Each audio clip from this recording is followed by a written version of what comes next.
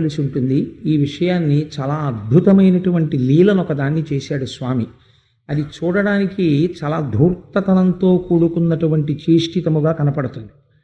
కానీ మీరు ఆంతరమైనటువంటి పరిశీలన చేసినట్లయితే అది మనం ప్రతినిత్యము చేసేటటువంటి కర్మ అనగా మనం చేసేటటువంటి పూజాధికములలో జరిగేటటువంటి పొరపాట్ల నుంచి మనం ఎలా గట్టెక్కాలో ఒక అద్భుతమైనటువంటి మార్గాన్ని చూపించగలిగినటువంటి లీల. అందుకని నేను ఇవాళ ముందు ఆ వస్త్రాపహార ఘట్టం జరిగితే తప్ప గోవింద పట్టాభిషేకం జరగదు. అందుకని ఆ వస్త్రాపహార ఘట్టాన్ని మీకు ఆవిష్కరించే ప్రయత్నం చేస్తాను. అక్కడ బృందావనంలో ఉండేటటువంటి గోపకాంతలందరూ కూడా కృష్ణ భగవానుణ్ణే పతిగా పొందాలి అని నిర్ణయం చేసుకున్నారు. ఇది ఒక చిత్రమైనటువంటి విషయం. మీకు అది వింటున్నప్పుడే ఒక అనుమానం వచ్చేయాలి. ఒక ఊరిలో, ఒక చిన్న ఊరిలో ఒక యోగ్యుడైన వరుడు ఒక ఇంట్లో ఉన్నాడనుకోండి. ఏదో ఒక 4 ఇళ్లలోనో ఒక 5 ఇళ్లలోనో ఉండే పిల్లలు ఆ పిల్లవాడిని వరుడిగా పొందాలి అన్న ఉద్దేశంతో ఏదో వ్రతం చేసుకున్నారు, లేకపోతే ఏదో పూజ చేశారు. అంటే ఏమో ఆయన్ని భర్తగా పొందాలని చేసి ఉండవచ్చు. కానీ ఊళ్ళో ఉన్న కన్యలందరూ కలిసి ఆయన ఒక్కడనే భర్తగా పొందుతానని సామూహిక పూజ చేస్తారండి ఎక్కడైనా? అలా ఉంటుందా? కాకినాడలో ఉన్న వాళ్ళందరూ కూడా కన్నెపిల్లలందరూ కలిసి ఎవరో ఒక ఇంట్లో ఉన్న ఒక పిల్లాన్ని భర్తగా పొందుతాం మేము అందరం అని చెప్పి సామూహికంగా అందరికీ తెలిసేటట్టు త్రిపుర సుందరి అమ్మవారి గుళ్ళోనో లేకపోతే కాలవ ఒడ్డునో వ్రతం చేశారనుకోండి. అదేమిటండి ఇంతమంది ఒక్కడిని భర్తగా పొందడానికి వ్రతం చేస్తున్నారు? హాస్యాస్పదంగా ఉంది కదా ఈ వ్రతం. ఇంతమంది ఆడపిల్లలకు ఒకడు భర్త ఎలా అని అడుగుతాం కదా. కాబట్టి అది ఆలోచించదగినటువంటి, ఆలోచిస్తే చాలా గొప్ప పరిష్కారములను మార్గములను చూపించగలిగినటువంటి లీల. అందులో వీళ్ళందరూ కృష్ణుణ్ణి పతిగా పొందాలనుకున్నారు. కృష్ణుణ్ణి పతిగా పొందాలి అనుకుంటే ఎవరి యొక్క అనుగ్రహం ఉండాలి? కృష్ణానుగ్రహమే ఉండాలి కదా. ఎవరిని భర్తగా పొందాలని అనుకుంటున్నారో ఆయన ఆనుకూల్యత వహించాలి యువతల వారిని వివాహం చేసుకోవడానికి. కానీ వాళ్ళు కృష్ణుణ్ణి భర్తగా పొందడానికి కృష్ణుడికి వ్రతం చేయలేదు. ఇది వ్యాసుడి యొక్క సర్వోత్కృష్టమైన ప్రతిపాదన. వాళ్ళందరూ ఏమి చేశారు అంటే మార్గశీర్ష మాసంలో చేశారు ఈ వ్రతాన్ని. అసలు యథార్థమునకు భాగవతంలో మార్గశీర్ష మాసంలో గోపకాంతలందరూ చేసినటువంటి వ్రతముగా భాగవతంలో చెప్పబడిన వ్రతం కాత్యాయని వ్రతం. వీళ్ళందరూ కలిసి కాత్యాయని దేవిని ఉపాసన చేశారు. కాత్యాయని అంటే కాత్యాయన మహర్షి యొక్క కుమార్తెగా జన్మించి ఆయన్ని ఉద్ధరించింది కాబట్టి పార్వతీదేవికి కాత్యాయని అని పేరు. పార్వతీదేవిని ఉపాసన చేశారు. పార్వతీదేవిని ఉపాసన చేస్తే కృష్ణుడు ఎలా భర్త అవుతాడండి? కృష్ణుడిని ఉపాసన చేసి కృష్ణుడి భర్తగా పొందొచ్చు కదా. మధ్యలో పార్వతీదేవిని ఉపాసన చేయడం ఎందుకు కాత్యాయనీదేవి పేరుతో? అంటే ఇందులోనే ఒక చమత్కారం ఉంది, ఇందులోనే ఒక రహస్యం ఉంది. శాస్త్రంలో ఏమిటంటే మనకి శ్రీమన్నారాయణుడే నారాయణిగా ఉంటాడు. నారాయణ, నారాయణి, నారాయణి అని పిలవబడినప్పుడు పార్వతీదేవిని పిలుస్తారు. నారాయణ అని పిలిస్తే శ్రీ మహావిష్ణువుని పిలుస్తారు. రుద్ర, రుద్రాణి అని పిలిస్తే పార్వతీ పరమేశ్వరులు. శంభు, శాంభవి పార్వతీ పరమేశ్వరులు. శివ, శివా పార్వతీ పరమేశ్వరులు. కానీ నారాయణ, నారాయణి భార్యాభర్తల కారు, అన్నా చెల్లెళ్ళు. అందుకే ఇద్దరు అలంకార ప్రియత్వంతో ఉంటారు. పరమశివుడు అభిషేక ప్రియత్వంతో ఉంటాడు. శంకర భగవత్పాదులు ఈ రహస్యాన్ని శివానంద లహరిలో చెప్తారు. భార్యాత్వం వృషభత్వమర్ధవపుషా భార్యాత్వమార్యాపతే ఘూణిత్వం సకితా మృతంగవహతా చేత్యాది రూపం దదౌ తత్పాదే నయనార్పణంచ కృతవాన్ తద్దేహభాగో హరిహి అంటారు. ఆ నారాయణుడే శంకరుడి యొక్క దేహార్థ భాగాన్ని పొందాడు. అందుచేతనే ఈవిడ శక్తి స్వరూపం, ఆయన శక్తి స్వరూపం. ఆయన రాక్షస సంహారం చేస్తాడు, అమ్మవారు రాక్షస సంహారం చేస్తుంది. అయ్యవారు మాత్రం జ్ఞానప్రదాత అయి ఉంటాడు. శంకరుడు ఎప్పుడూ కూడా జ్ఞానప్రదాత. అందుచేతనే ఈశ్వరుడికి, శివుడికి, నారాయణుడికి ఎన్నడూ భేదము పాటించవద్దు. సంధ్యావందనం చేస్తే మనం ఒక మాట చెప్తాం, శివస్య హృదయం విష్ణుర్విష్ణోశ్చ హృదయం శివ యథా శివమయో విష్ణురేవం విష్ణుమయ శివ యథాంతరన్న పశ్యామి తథా మే స్వస్తిరాయుషి అంటాం. అది ఋషివాక్యం.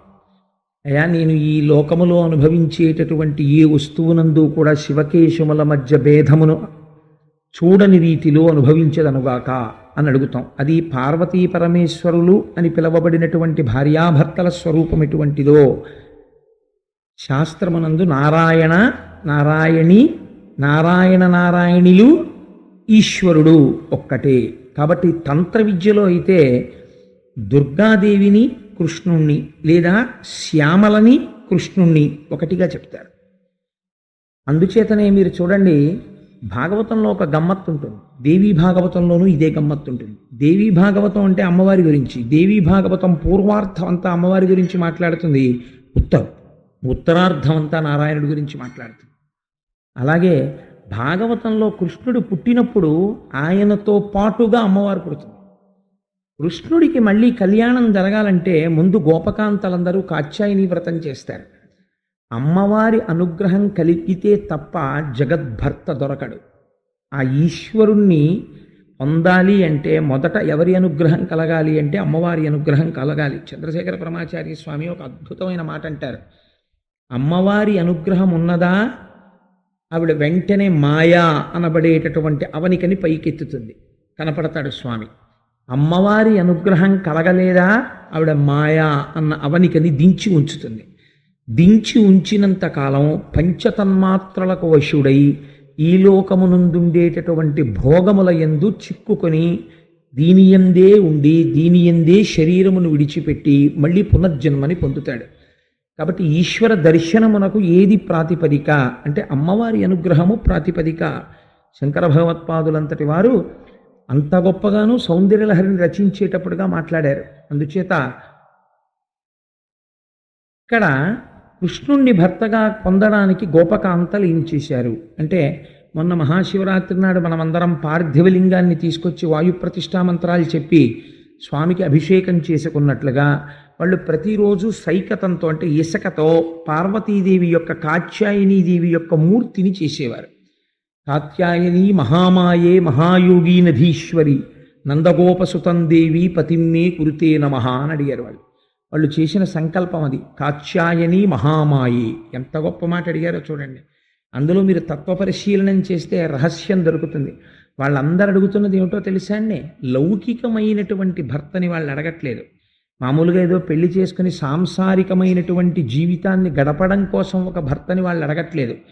వాళ్ళు అడుగుతున్నది మాయా అనబడేటటువంటి ఈ తెర తొలగి జీవబ్రహ్మైక్య సిద్ధి కొరకు పరాత్పరుని యందు ఐక్యము అవడం కోసమని అమ్మా నీ అనుగ్రహం కలగాలి, మాకు కృష్ణుడితో కలిసిపోయేటటువంటి అదృష్టం కలగాలి.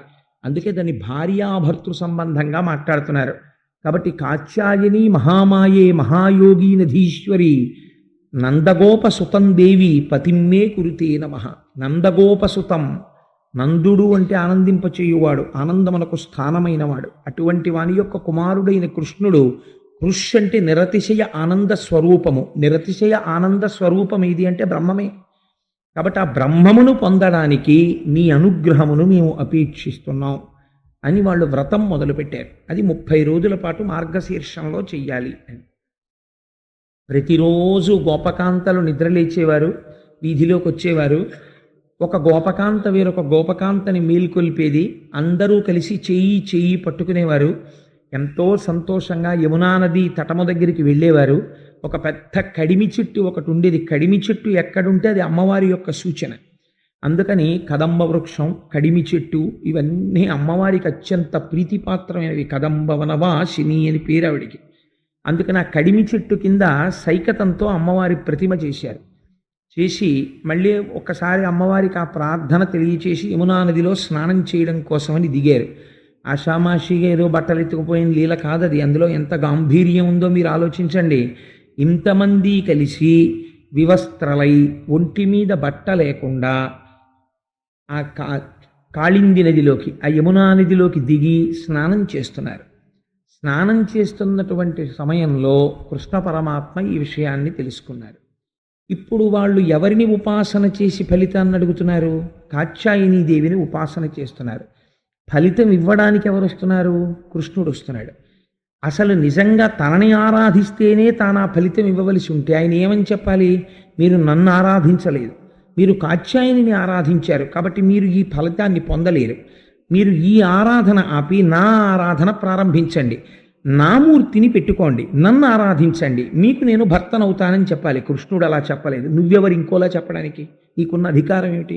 నువ్వు వ్యాసుడి కన్నా గొప్పవాడివా, శుకుడి కన్నా గొప్పవాడివా, శంకరుల కన్నా గొప్పవాడివా, లేకపోతే కృష్ణుడి కన్నా గొప్పవాడివా? స్పష్టంగా మాట్లాడుతున్నారు ఆ లీలలో. కృష్ణ పరమాత్మ వ్రత ఫలితమును ఇవ్వవలసినటువంటి సమయం ఆసన్నమైంది. వాళ్ళ భక్తి అంత గొప్పది, కానీ కర్మయందు తేడా వస్తుంది. లోపల భక్తికి లోటు లేదు. వాళ్ళు కాత్యాయనీదేవిని ఆరాధన చేయడంలో స్పష్టముగా పవిత్రమైన హృదయములతో ఆరాధన చేస్తున్నారు. కానీ ఆరాధనా క్రమమునందు, క్రతువునందు, కర్మయందు దోషం ఒకటి జరుగుతోంది. ఇప్పుడు ఈ దోషము ఉన్నంతసేపు అది ప్రతిబంధకంగా నిలబడుతుంది, ఫలితాన్ని ఇవ్వడం కుదరదు. కాబట్టి ఇప్పుడు ఈశ్వరానుగ్రహము కలిగితే ఈశ్వరుడు ఏం చేయాలి? ఏది ప్రతిబంధకంగా ఉందో ఆ ప్రతిబంధకాన్ని తీసేయాలి. ఎవరు తీయాలి? కాత్యాయనీదేవి తీయాలి. కానీ ఎవరు వస్తున్నారు తీయడానికి? కృష్ణుడు వస్తున్నాడు. కాబట్టి మీకు ఏమర్థమైపోవాలి దీన్ని బట్టి? కాత్యాయని ఒకటి, కృష్ణుడు ఒకటినా? కాత్యాయనియే కృష్ణుడు. అదేమిటండి, కాత్యాయనీదేవి ఆడదు కదా, కృష్ణుడు మొగాడు కదా. స్త్రీ పురుష నపుంసకమూర్తియును కాక, తిరియ కమర నరాది మూర్తియును కాక, కర్మ గుణభేద సదసత్ప్రకాశి కాక, వెనుక నన్నియుతానగు విభుతలంతు అంటారు పోతన గారు. పరమేశ్వరుడికి అసలు ఒక రూపం ఎక్కడుంది? ఆయనకి పరంజ్యోతి, అది ఒక జ్యోతిస్వరూపం. ఆయన ఇలా ఉంటాడు అని చెప్పలేరు. సగుణా నిర్గుణా సాతు ద్విధా ప్రోక్తామనీషిభి సగుణా రాగిభి సేవ్యా నిర్గుణాతుర్విరాగిభి అంటాడు వ్యాసుడు దేవీ భాగవతంలో. ఈ కంటితో మేము చూడకుండా ఉండలేమన్న వాళ్ళ కోసమని ఒక సగుణమైనటువంటి ఆకారమును ధరించి భూమి మీద నడయాడాడు తప్ప అదే ఆయన స్వరూపమా అంటే అది ఎప్పుడూ ఆయన స్వరూపం కాదు. ఆయన సమస్త బ్రహ్మాండముల యందు నిండి నిబిడీకృతమైన వ్యాపకత్వముతో కూడిన స్వరూపాన్ని మీరు మాంసనేత్రంతో చూడలేరు. అది పరిచ్ఛిన్నం ఎలా చూడగలరు? కానీ భక్తికి వశుడై పరమాత్మ ఒకనాడు అలా చూడాలనుకున్న ఋషుల కోసం కనపడ్డాడు ఒకలా. అది వేదాహమేతం పురుషం మహాంతం ఆదిత్యవర్ణం తమసస్తు పారే సర్వాణి రూపాన్ని విచిత్య ధీర నామాని కృత్వాభివదంత్యదాస్తే అన్నారు పురుష సూక్తం 16వ మంత్రంలో. మాయందనుగ్రహించినటువంటి పరమాత్మ మా మాంసనేత్రములతో చూడడానికి వీలైనటువంటి ఒక కరచరణాదులతో కూడిన మూర్తిగా కనబడినాడు. అది ఆయన యొక్క సౌలభ్యం అంతే. ఆయన అలా కనపడలేదనుకోండి, అంత మాత్రం చేత ఆయన అలా కనపడలేదు కాబట్టి ఈశ్వరుడు లేడండి అని మీరు అనకూడదు. ఆయన అంతటా నిండి ఉన్నాడు. అది జ్ఞానం. జ్ఞానస్థాయిలో అలా మాట్లాడగలగాలి, అలా చెప్పగలగాలి. నమశిష్ప్యాయి చ ఫేన్యాయి చ సికత్యాయి చ ప్రవాహ్యాయి చ హరిత్యాయి చ లోప్యాయి చ చోరాయి చ అనగలగాలి. దొంగలో శివుడే, చెట్టులో శివుడే, గడ్డిలో శివుడే, ప్రవాహంలో శివుడే, నురగలో శివుడే, కొమ్మలో శివుడే, పక్షిలో శివుడే, అంతటా సభాభ్య సభాపతిభ్యశ్చవో సభలో శివుడే, సభాపతిగా మాట్లాడుతున్న వాళ్ళు శివుడే, ఉన్నదొక్కటే అని అనగలగాలి.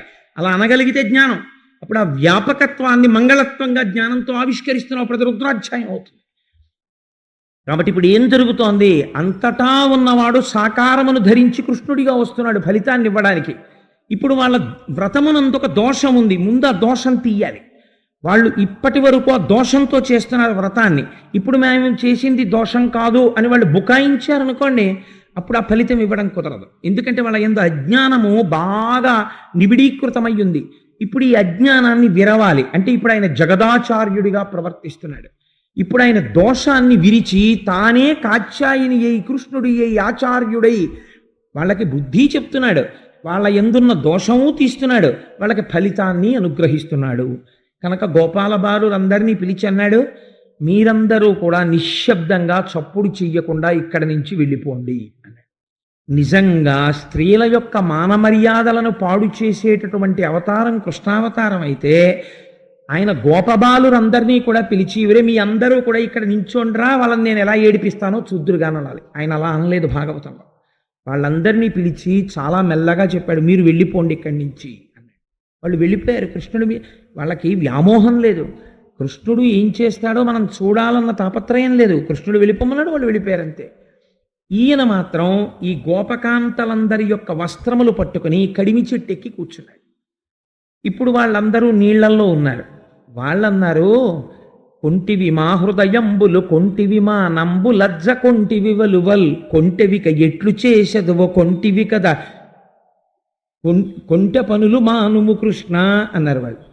వాళ్ళకి ఇప్పటికీ కూడా వాళ్ళు చేసినటువంటి దోషం వాళ్ళకి తెలియదు. అందుకని వాళ్ళు అంటున్నారు, కృష్ణుణ్ణి చూసి వాళ్ళు నదీ స్నానం చేసి ఒడ్డుకొద్దాం అనుకున్నారు, వస్త్రాలు కనపడలేదు. అయ్యయ్యో మన బట్టలు లేవు అన్నారు. అంటే బట్టలు లేవు కాబట్టి ఏమయ్యాయి అని చూస్తే చెట్టు మీద కృష్ణుడు కనబడ్డాడు. ఇప్పుడు వీళ్ళు ఎవరిని భర్తగా కోరుకుంటున్నారు? ఆయన్నే భర్తగా కోరుకుంటున్నారు. భర్త అనగా ఏమి? సాంసారికముగా లౌకికమైన భర్తృత్వం కాదు వాళ్ళు అడిగింది. ఆయనలో ఐక్యం అవడాన్ని వాళ్ళు అడుగుతున్నారు. ఆ వ్రతంలో అడుగుతున్నప్పుడు ఇప్పుడు ఏమంటున్నారు? కొంటివి మా హృదయంబులు కొంటివి మా నంబు లజ్జ కొంటివి వలువల్ కొంటవిక ఎట్లు చేసదో. కొంటే కృష్ణ ఏం పనులయ్యా ఇవి? నువ్వేమో మేము విడిచిపెట్టినటువంటి వస్త్రాలు తీసుకుని కడిమి చెట్టు ఎక్కుతావా? ఇప్పుడు మాకు బట్టలేవి, మేము ఎలా బయటికి వస్తాం? ఆడవాళ్ళని నువ్వు ఇలాంటి తుంటరి పనులు చెయ్యొచ్చా? నువ్వు ఇలాంటి పనులు చేయకూడదు. కాబట్టి కృష్ణ మా వస్త్రములను మాకు ఇచ్చేసి ఇక్కడి నుంచి నువ్వు వెళ్ళిపో. మేము స్త్రీలం కాబట్టి బయటికి వచ్చి బట్టలు కట్టుకుంటాం. మీరు ఆశ్చర్యం ఏమిటంటే, గోపికా వస్త్రాపహార ఘట్టంలో ముందు బోధ చేసిన వాళ్ళు ఎవరో తెలుసా అండి? గోపికలు కృష్ణుడికి బోధ చేశారు, కృష్ణుడు గోపికలకి చేయలేరు అసలు. ముందు వీళ్ళు ఆయనకి పాఠం చెప్పారు. ఆడవాళ్ళు స్నానం చేసేటటువంటి దగ్గరికి అసలు పురుషులు రావచ్చా? వచ్చారనుకో, మేము స్నానం చేస్తుంటే అసలు చూస్తూ చెట్టెక్కి కూర్చోవచ్చా? కూర్చోకూడదు. ఒకవేళ కూర్చున్నావు, మేము కట్టుకోవలసినటువంటి వస్త్రాల్ని తీసుకుని నీ దగ్గర పెట్టుకుని ఉండొచ్చా? ఉండకూడదు. ఇన్ని తప్పులు ఎలా చేస్తున్నావు? కాబట్టి నువ్వు మా వలువలను అపహరించకూడదు. కాబట్టి కృష్ణ మా వలువలు మాకు ఇచ్చేసేయన్నారు. అంటే ఇప్పుడు ఆయన ఒక ప్రశ్న వేశారు వాళ్ళని. మీరు బట్టలు కావాలని అడుగుతున్నారు కదా, నేను కూడా మిమ్మల్ని ఒక ప్రశ్న వేస్తాను. మీరు ఈ ప్రశ్నకి జవాబు చెప్పండి. ఎవ్వరికని మోహించిరి ఎవ్వడు మీ మానసంబులెల్లహరించెన్ ఎవ్వటిల మీకు కూరి మీ ఎవ్వనిపై తెలుపరాదనే నన్యుడనే అన్నాడు. ఆయన అన్నాడు, మీరందరూ వ్రతం చేస్తున్నారు కదా, ఈ వ్రతాన్ని ఏ ఫలితం కోసం చేస్తున్నారు? ఎందుకు పెట్టారు కాత్యాయని దేవిని కింద? దేనికి చేస్తున్నారు పూజ? మీ ప్రవర్తన చూస్తుంటే ఎవరో ఒకడు మీ మనస్సుల్ని హరించాడు, వాడిని భర్తగా పొందాలని మీరందరూ వ్రతం చేస్తున్నారు. మీరు ఎవరి కోసం వ్రతం చేస్తున్నారో నాకు చెప్పండి అన్నాడు. వాళ్ళందరూ నవ్విన నవ్వు బట్టే ఆయనకి తెలిసిపోయింది ఆయన్నే భర్తగా కోరుకుంటున్నారు అని. ఆయన అన్నారు, నా ఇంటికి దాసులరై నాయాజ్ఞ అలరంగ మీరు తలచితిరేనిన్ మీయంబ రమ్ములిచ్చదా.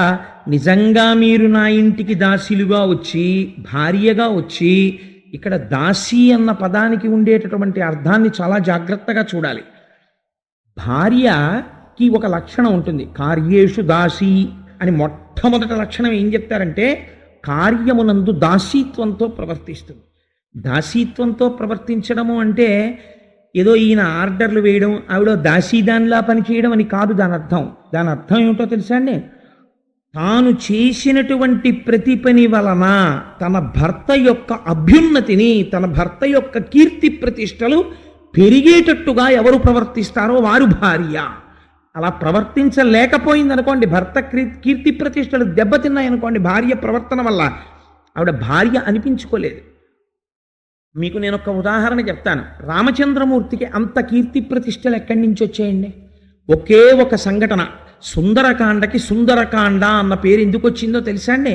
సీతమ్మ తల్లి యొక్క మహాపాతివ్రత్యం అంతటినీ ఆవిష్కరించింది సుందరకాండ. ఎక్కడ ఆవిష్కరించింది? ఒక కీలకమైన సంఘటన జరిగింది. స్వామి హనుమ ఒక మాట అడిగారు సీతమ్మని, అమ్మా రావణాసురుణ్ణి వధించడం వరకు ఎందుకమ్మా నా మూపున కూర్చో, నిన్ను తీసుకుని వెళ్ళి రామచంద్రమూర్తి యొక్క పాదార విందముల యందు సమర్పిస్తానన్నారు. సీతమ్మంది, భర్తుభక్తిం పురస్కృత్య రామధన్యస్య వానర న స్పృశామి శరీరంతో పుంసో వనర పుంగవ.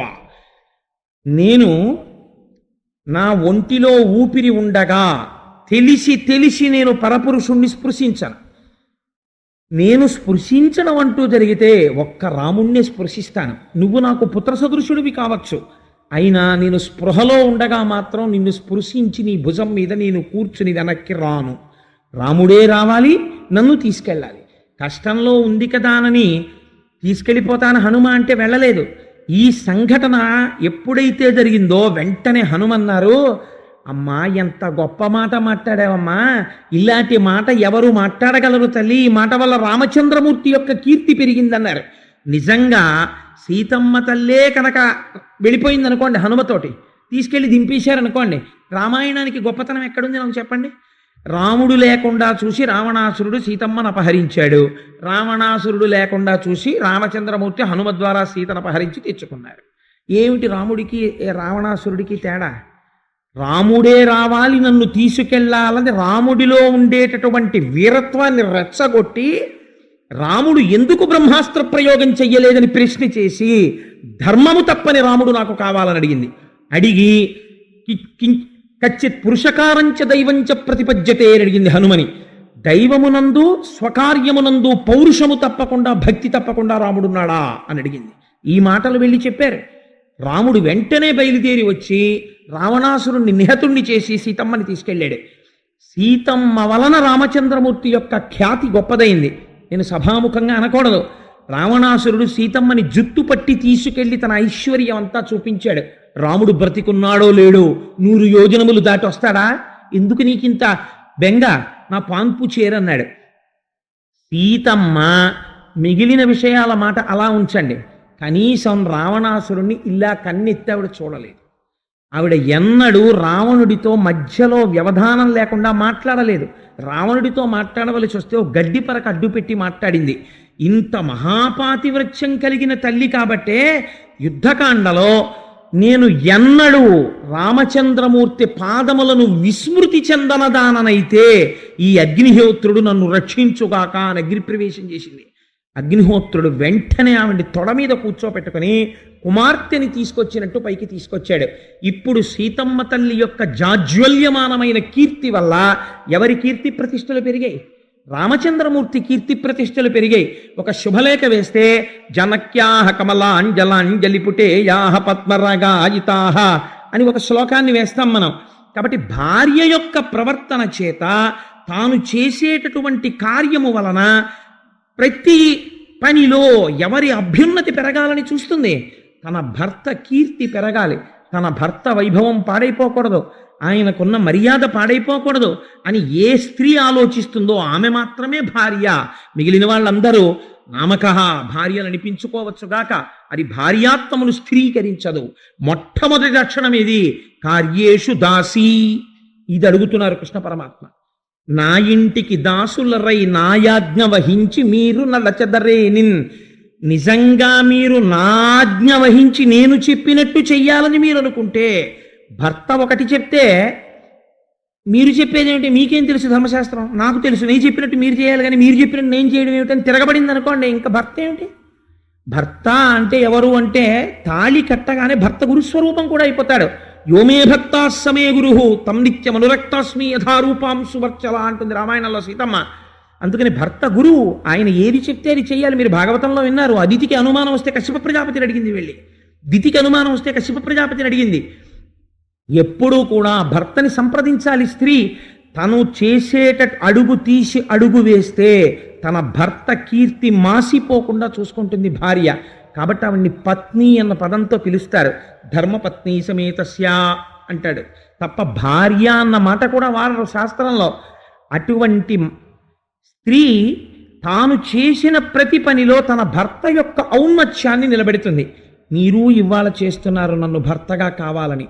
నాకు భార్య కావాలనుకున్న వాళ్ళు నిజంగా మీరు భార్య కావాలంటే మొదటి లక్షణం దాసీత్వం తెలిసి ఉండాలి. దాసీత్వం అంటే మీకు మళ్ళీ ఇప్పుడే చెప్పాను, ప్రతి పనిలో భర్త అభ్యున్నతిని ఆవిష్కరించాలి. మీరు ఆ పని చేస్తున్నారా? ఒకసారి గుండెల మీద చెయ్యేసుకుని ఆలోచించండి. మీరు అలా ప్రవర్తించడం లేదు. నా ఇంటికి దాసులరై నాయాజ్ఞ వహించి మీరు నడచదరేని. ఒకవేళ మీరు అలా అనుకుంటే, నేను చెప్పిన మాట వినాలి అని మీరు అనుకుంటే, నేను ఒక మాట చెప్తాను, నేను చెప్పినట్టుగా మీరు ప్రవర్తించండి అన్నారు స్వామి. అని ఆయన ఎంత అందంగా మాట్లాడారో. అది మదోద్రేకంతో ఆడపిల్లల వలువలెత్తుకుపోయిన సంఘటన కాదండి. ఆయన ఎంత గొప్పగా మాట్లాడారో చూడండి. శృంగారవతులార సిగ్గేల మిమకూడి చిన్ననాటనే గోలె పెరిగినాడ, ఎరుగనే మీలోన ఎన్నడునున్నాడ, నేను చూడని మర్మమేది కలదు, వ్రతనిష్టలయ్యుండి వలువలు దాల్చక నీటజొత్తురే మీరు నియతి తప్పి, కాత్యాయనీదేవి కళ్ళజేయుటే కాక ఈ రీతి నోచువారెందుకలరు వ్రతఫలంబు వీరు వలచిన చక్కగా ఇంతులెల్ల చేతులెత్తి మ్రొక్కి చేరి పుచ్చుకొనుడు చీరలు సిగ్గుతో వాడనేల ఎగ్గులాడనేలా అన్నాడు. ఎంత మహామర్యాదతో తీర్పు చెప్పాడో చూడండి. శృంగారవతులార సిగ్గేల మిముగూడి చిన్ననాటనే గోలె పెరిగినాడ. నన్ను చూసి సిగ్గుపడతారేంటి? మీతో పాటే నేను చిన్నతనం నుంచి కలిసి పెరిగాను, మనందరం కలిసి పెరిగాం. ఇప్పుడు చెప్తున్నాడు వాళ్ళు అడిగిన వ్రతరహస్యం. ఎరుగరే మీలోన ఎన్నడునున్నాడా? ఈ కృష్ణుడు బయట ఉన్నవాడు కాడు, ఈ కృష్ణుడు లోనున్నవాడు. అన్ని ప్రాణుల యొక్క హృదయాంతరాళముల యందు ఉన్నవాడు శ్రీమన్నారాయణుడు. నేను మీ అందరి హృదయాలలో ఉన్నాను. నేను లేనినాడది శివము కాదు, శవము. నేనున్నాను కాబట్టి మీరు మంగళప్రదలై ఉన్నారు, మీరు వ్రతం చేయగలుగుతున్నారు. ఎరుగరే మీలోన ఎన్నడునున్నాడ, నేను చూడని మర్మమేది కలదు. నేను ఉండబట్టి కదా అసలు ఈ శరీరం పెరుగుతోంది. ఈ శరీరం ఒకటి ఉన్నది అన్న స్పృహ. శాస్త్రంలో ఒక అందమైన మాట అంటారు, భవతి. ఇదే పరబ్రహ్మం అంటారు. అదండి మాట్లాడడం అంటే. ఎంత గొప్పగా మాట్లాడారు పోతన గారు. నువ్వు దాన్ని శివ అని పిలు, విష్ణు అని పిలు, సశివ సహరిసేంద్ర సోక్షర పరమస్వరాట్, ఏ పేరు పెట్టి పిలు, అదేమిటో తెలుసా? భవతి. భవతి ఉన్నది, లేదు, అది లేదనుకోండి, ఇంకా దాని యందు మంగళత్వము లేదు. అందుకే శివ అంటే ఉండి మంగళత్వం, విష్ణు అంటే వ్యాపకత్వం. వ్యాపకత్వము చెంది ఉండి మంగళత్వాన్ని ఇస్తే శివ కేశవులు అవుతారు వాళ్ళిద్దరు. కాబట్టి ఇప్పుడు ఏమైంది అంటే, ఎరుగరే మీలోన ఎన్నడునున్నాడ, నేను చూడని మర్మమేది కలదు. ఈ లోపల ఈశ్వరుడు ఉన్నాడు కాబట్టి ఒకనాడు ఈ శరీరం పసిపిల్లవాడిగా ఒక చిన్న చాప మీద పడుకుంది. ఈ శరీరానికి బట్ట కట్టుకోవడం కూడా చేత కాని రీతిలో దొల్లుతూ పడుండేది. ఈ శరీరానికి వేరొకళ్ళు స్నానం చేయించి ఈ శరీరానికి ఒక చిన్న బట్ట కట్టేవారు. ఆ తర్వాత ఈ శరీరం కొంచెం పెద్దదైంది. ఇది స్నానం చేస్తుంటే ఒరే నాన్న అని పిలిస్తే తువ్వాలైనా కట్టుకుని బయటికి రావాలని తెలియకుండా పరిగెత్తుకొచ్చి అమ్మని పట్టుకుని శరీరం పెరిగింది కొన్నాళ్ళు. ఆ తర్వాత పిలిస్తే నేను స్నానం చేస్తూ బయటికి వెడుతున్నాను కాబట్టి కనీసం తువ్వాలు కట్టుకుని బయటికి వెళ్ళాలన్న దేహభ్రాంతి ఏర్పడింది. ఇన్ని మార్పుల్ని లోపలుండి చూస్తున్నవాడెవరు? వాడు ఉండబట్టి కదా పెరుగుతోంది. బాల్యాదిశ్యపి జగ్రదాదిషు తథా సర్వాస్వస్థాస్యపి వ్యావృత్తా స్వనువర్తమానమహమిత్యంత స్ఫురంతం సదా స్వాత్మానం ప్రకటీకరోతి భజతాం యో భద్రయా ముద్రయా తస్మై శ్రీ గురుమూర్తయే నమయిదం శ్రీ దక్షిణామూర్తయే అంటారు శంకర భగవత్పాదులు దక్షిణామూర్తి స్తోత్రంలో. బాల్యము అవస్థ దాటింది. బాల్యమన్న అవస్థని ఇక్కడ గుర్తించింది పరబ్రహ్మం. దాటాడు. ఏదో యవ్వనము ఇది తెలుసుకుంటోంది, యవ్వనంలో ఉన్నానని. ఇంకొక 5 ఏళ్ళో 6 ఏళ్ళో పోతాయి. వార్ధక్యము, పూర్వం ఉన్న ఓపిక లేదు, ఇప్పుడు నా శరీరం బడలింది అని తెలుసుకుంటుంది. తెలుసుకుంటున్నది ఎప్పుడు అలాగే తెలుసుకుంటోంది. తెలుసుకోబడుతున్నది జర్జరీభూతం అవుతోంది, మారుతోంది. మారుతున్న దాన్ని మారనిది చూస్తోంది. ఈ మారనిది ఏదో అది పరబ్రహ్మం, అది ఇక్కడ ఉంది. నేను ఇక్కడే ఉండి మారుతున్న ఈ శరీరాన్ని చూస్తూనే ఉన్నాను. మీరేదో ఇవాళ నేను చూస్తున్నట్టుగా అలా సిగ్గుపడుతున్నట్టు నటిస్తారేమిటి? అదో అపచారం. నిజంగా ఇవాళే నేను చూడడం తటస్థిస్తే మీరందరూ ఎప్పుడో పృథ్వీలో కలిసిపోయి ఉండాలి కదా. ఇవాళే నేను చూడడం ఏమిటి? ఎప్పుడూ మీలోనే ఉన్నాను నేను, ఉండబట్టే మీరు ఇలా ఉండగలిగారు. భవతి, నేనున్నాను మీ యందు. ఆయన ఎంత వేదాంతం మాట్లాడుతున్నాడో చూడండి కృష్ణుడు. ఆయన మాట్లాడింది ఏం తప్పు మాటలో అల్లరి మాటలో ఆయన మాట్లాడలేదు. అంటూ ఆయన అన్నారు, వ్రతనిష్టలయ్యుండి వలువలు దాల్చక నీట జొత్తురే మీరు నియతి తప్పి కాత్యాయనీదేవి కళ్ళజేయుటే కాక ఈ రీతి నోచువారెందు కలరు. భాగవతం చదువుకుంటే జ్ఞానం కలుగుతుందిరా అన్నారు పెద్దలందుకే. మీరు ఒక వ్రతం చేశారు, ఇప్పుడు ఈ వ్రతానికి ఫలితం ఎందుకు వస్తుంది? ఈ వ్రతం చేశాను కాబట్టి ఈ ఫలితం వచ్చేయాలి అంటే రాదు. అలా వ్రతం చేస్తే ఫలితం, పూజ చేస్తే ఫలితం అలా వెంటనే రావు. ఎందుకు రావు? మీరు చేసినటువంటి పూజ చేత ఈశ్వరుడు ప్రీతి చెందితే ఫలితం వస్తుంది. ప్రీతి చెందలేదు, ఫలితం రాదు. ఎందుకు రాదో తెలుసా అంటే, మీకు ఒక రహస్యం చెప్పేస్తాను. మీరు కామ్యంతో ఒక వ్రతం చేసేటప్పుడు ఆవలించారనుకోండి, పోతుంది అక్కడతో. ఎప్పుడు ఆవలించారో అక్కడతో ఆ పూజ పూర్తి చేసినట్టు గీత కొట్టేస్తారు. నవరంధ్రాల్లోంచి ధర్మశాస్త్రంలో గాలి బయటికి వెడితే అక్కడతో పూజ అయిపోయింది. మీరు ఆచమనం చేసి ఆచమ్యాహ కేశవాయ స్వాహ, నారాయణాయ స్వాహ, మాధవాయ స్వాహలతి సంభవి స్వాహ, శాంతాయ స్వాహ అని ఆచమనం చేసి ఉమామహేశ్వర పూజాం కరిష్యే అని నీళ్లు ముట్టుకుని ఆవలించారనుకోండి, అయిపోయినప్పుడు మళ్ళీ స్నానం చేసి వచ్చి మళ్ళీ పూజ చేయాలి. కాబట్టి కనీసం కుడి చెవి మీద కుడి చెయ్యి వేసుకుని మళ్ళీ పూజ చేయాలి, స్నానం చేసినటువంటి ఫలితం. ఎంతమందిని చేస్తున్నాం అలాగా? ఇప్పుడు మీరేమో తప్పు చేసేసి కాత్యాయనీదేవి కళ్ళచేయుటే కాక మీరేమో నన్ను భర్తగా పొందాలా, మీరేమో కాత్యాయనీదేవిని పెట్టారా, కింద పెట్టి వ్రతం చేస్తారా, ఒంటి మీద నూలిపోగు లేకుండా నీళ్లలోకి దిగి స్నానాలు చేస్తున్నారా? ఇప్పుడు ఏమైంది? వ్రతమునందు దోషం వచ్చింది, జలాధిదేవత అయినటువంటి వరుణుడి పట్ల అపచారం జరిగింది. ఇప్పుడు దేవతలకి అపచారం జరిగితే అమ్మవారు మీకు కటాక్షం ఎలా ఇవ్వగలదు?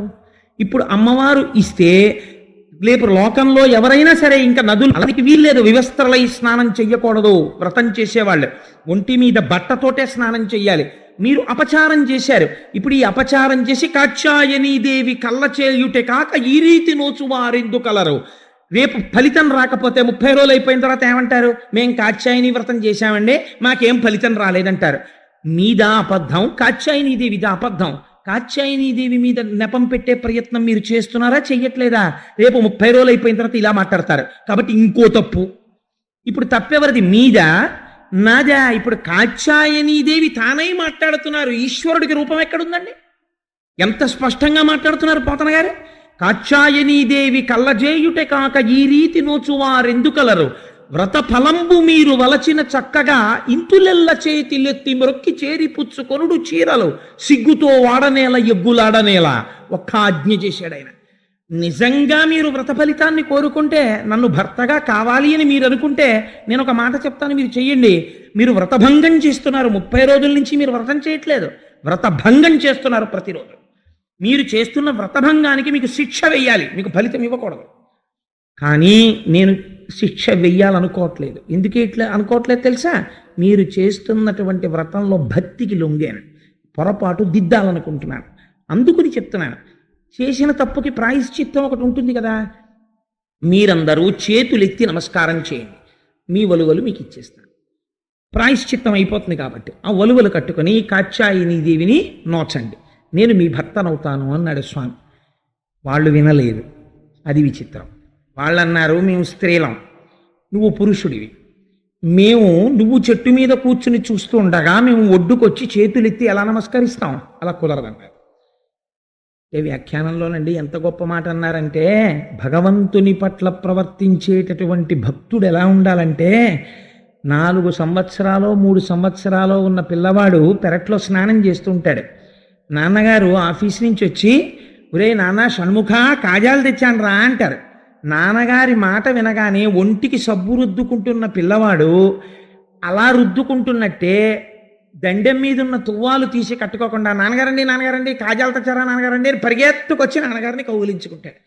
నేను పిల్లాన్ని, నేను బట్ట కట్టుకోలేదు, లేకపోతే మా అమ్మ నా ఒళ్ళు రుద్దుతోంది, ఈ భావన వాడికి ఏమైనా ఉంటుందండి? వాడు చక్కగా హాయిగా అమ్మ చీర గట్టిగా పట్టుకుని అమ్మ గాజులు గలగలలాడుతుండగా వాడి ఒళ్ళు రుద్దేస్తుంటే చక్కగా ఒళ్ళు రుద్దించేసుకుంటాడు. ఎందుకు రుద్దించుకోగలుగుతున్నాడు?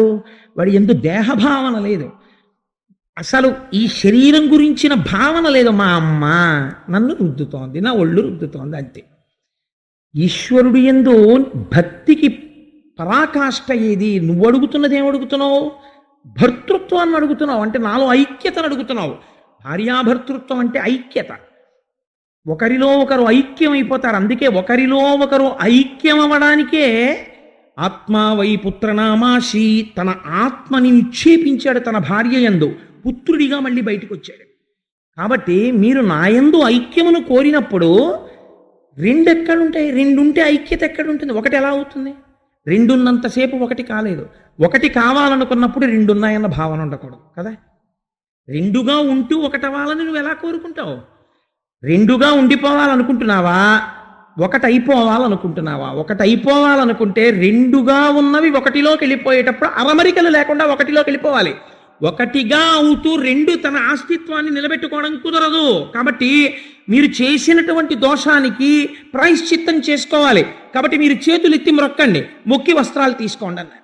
ముందు కొంతమంది ఏం చేశారంటే అలా కుదరదన్నారు, చాలా అల్లరి చేశారు, కృష్ణుడితో వాదన చేశారు. ఇప్పుడు దాని గురించి పెద్ద ప్రస్తావన అక్కర్లేదనుకోండి. ప్రధానమైనటువంటి విషయాన్ని ప్రతిపాదన చేయగలిగితే చాలు, మీరు అందుకోగలిగితే చాలు దానికి. వాళ్ళన్నారు, అలా ఎలా పెడతాం ఆడవాళ్ళం? కొంటె కృష్ణుడు ఎన్నైనా చెప్తాడు, మనం బయటికి వెళ్ళి నమస్కారాలు పెడతాం అలాగా, మనం స్త్రీలం, మనం వెళ్ళడం కుదరదన్నారు. వాళ్ళల్లో వాళ్ళు మాట్లాడుకున్నారు, ఒక పని చేద్దాం, బయటికి వెళ్ళొద్దు, ఇప్పుడు మనకు వచ్చిన నష్టం ఏమిటి, కంఠం వరకు నీళ్లలో ములుగుంటే పోలా అన్నారు. మార్గశీర్ష మాసం మంచు గడగడ గడగడ గడగడ వణికిపోతున్నారు. మళ్ళీ పావుగంట అయింది, ఆలోచించారు ఏం చేద్దామన్నారు. అప్పుడు అందులో ఒక గోపికంది, విషయాన్ని ఎందరో వింటారు, అందరికన్నా ముందు భక్తి బాగా ఉన్నటువంటి వాడు తొందరగా అందుకుంటాడు.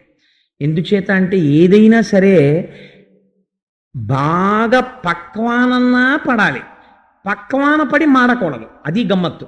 బాగా ఉడికిన తరువాత మంచి సువాసన వస్తుంది అనుకోండి, పులుసు చాలా మంచి వాసన వస్తుంది, పులుసు ఇంకా కాస్తే ఇంకా వాసన వస్తుంది అనుకోని అగ్నిహోత్రం మీద పెట్టారనుకోండి, మాడి ఊరుకుంటుంది.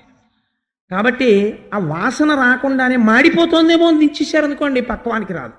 పక్వాన్ని గుర్తించగలగాలి. పక్వానికి వచ్చిందనుకోండి దిప్పేస్తుంది గృహిణి, అంతే, దాన్ని అనుభవిస్తాడు పురుషుడు. అబ్బా చాలా బాగుందో పులుసునో సర్టిఫికేట్ మారేస్తాడు అంతే. కాబట్టి ఈ పక్వమునకు వచ్చినటువంటి హృదయం అర్థం చేసుకోగలదు. అందుకే వర్షము అంతటా పడుతుంది. వర్షం పడేటప్పుడు వర్షానికి రాగద్వేషాలు ఉండవు. నేను ఇక్కడ పడినా ఇక్కడ పడకూడదా అని వర్షం ఏం ఆలోచించదు, ఏకబిగిని కృషిస్తుంది. కానీ గమ్మత్తు చూడండి, అదే వర్షం ఎండిపోయిన చెట్లన్నింటినీ చిగురింపచేస్తుంది. ఒక్క జిల్లేడు చెట్టు మాత్రం వర్షం పడితే తన ఆకులు కిందకు వదిలిపెట్టేస్తుంది. అదేమిటి, ఆ చెట్టుని ఎందుకు అలా చేసింది అంటే చెప్పలేమంతే. ఒక్కొక్కడి హృదయంలో ఒక్కొక్క లీల చెప్తుంటే ఒక్కొక్కడు మారుతాడు, ఒక్కొక్కడు మారడు, సరిగదా జారిపోతాడు. ఎందుకు జారిపోతాడంటే లోపల ఉన్న సంస్కార బలం అటువంటిది.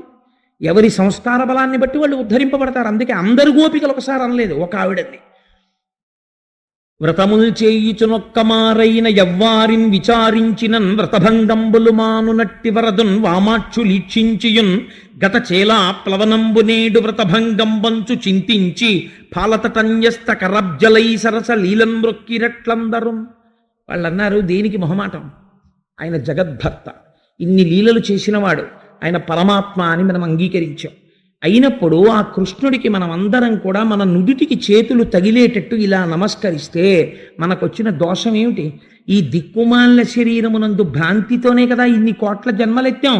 ఇవాళ ఈశ్వరుడే ఎదురుగుండా నిలబడి ఇలా నమస్కారం చేయండి, మీరు చేసిన దోషం విరిచేస్తాను, మీకు ఫలితం ఇచ్చేస్తానంటున్నాడు. ఫలితం రావడానికి అడ్డంగా ఉన్న దోషం ఈశ్వరుడు చెప్పినా సరే, ఈశ్వరుడు పేరెత్తనంటే, ఆయన చెప్పింది చెయ్యనంటే ఫలితం ఎక్కడి నుంచి వస్తుంది? అందుకని నమస్కరించేద్దాం. అందుక గోపిక. ఈ పద్యం జీవితంలో చాలా జాగ్రత్తగా తెలుసుకోవలసిన పద్యం. మీరు బాగా జ్ఞాపకం పెట్టుకోండి. పోతన గారి వాళ్ళ ఉపదేశం చేస్తున్నారు వ్యాసుల వారు. వ్రతముల్ చేయుచునొక్కమారైన యవ్వారిన్ విచారించినన్ వ్రతభంగంబులు మానునట్టి వరదను వామాక్షులిక్షించియన్. మనం ఒక వ్రతం చేస్తాం, ఆ వ్రతం చేసే ముందు ఒక సంకల్పం చెప్తాం. సంకల్పము చెప్పినా అందరికీ ఫలితము ఒకలా రాదు. ఎందుకు రాదు అంటే ఒక్కొక్కరు అక్కడే కూర్చుంటారు, కానీ మనస్సు మీద నియంత్రణ ఉండదు. ఆ మనస్సు ఎక్కడికో పోతుంది. స్మరణ ఈశ్వరుణ్ణి చెయ్యదు, వేరొక వస్తువుని స్మరణ చేస్తూ ఉంటుంది. చేస్తున్నప్పుడు నీకు ఫలితం ఎలా వస్తుంది? దోషం జరుగుతోంది క్రతువులో, ఒక పక్క క్రతువులో దోషం జరిగిపోతోంది. నువ్వు చెయ్యవలసినటువంటి రీతిలో చెయ్యడం లేదు, నువ్వు ఆచమనమే సరిగా చేయట్లేదు. ఆచమనం చేస్తే చప్పుడవకూడదు అంటున్నావు, పోయిందంతే, అక్కడే పోయింది. మొట్టమొదట ఓం అని ఇలా మొదలు పెడుతూనే భంగం అయిపోయింది పూజ. ఇప్పుడు ఈ భంగం అయిపోయినటువంటి పూజకి పరిపూర్తి ఎక్కడి నుంచి వస్తుంది? ఈశ్వరానుగ్రహం ఉంటే నువ్వు తప్పు చేసినా సరే ఈశ్వరుడు వేసేశానులే మార్కులు పోన్లే అని అటు నారదుడి వంక చూస్తూ ఇటు టిక్కు కొట్టేసి 5 మార్కులు వేసేస్తాడు. నా వాడేనాయా అంటాడు. ఆయన అడిగేవాడేవాడు? ధూర్జటి అంటాడు కాళహస్తీశ్వర శతకంలో, నేనేమీ చేయలేదు, నిజమే, నేనే ఒప్పుకుంటున్నాను, నేనేమీ చేయలేదు కాబట్టి నువ్వేమీ ఇవ్వనంటే నువ్వెందుకు? ఇంకా ఏమీ చేయలేదని నేను అన్నాను కాబట్టి నువ్వు చాలా చేశావని మార్కులు వేస్తే నువ్వు పెద్ద మాస్టర్వి.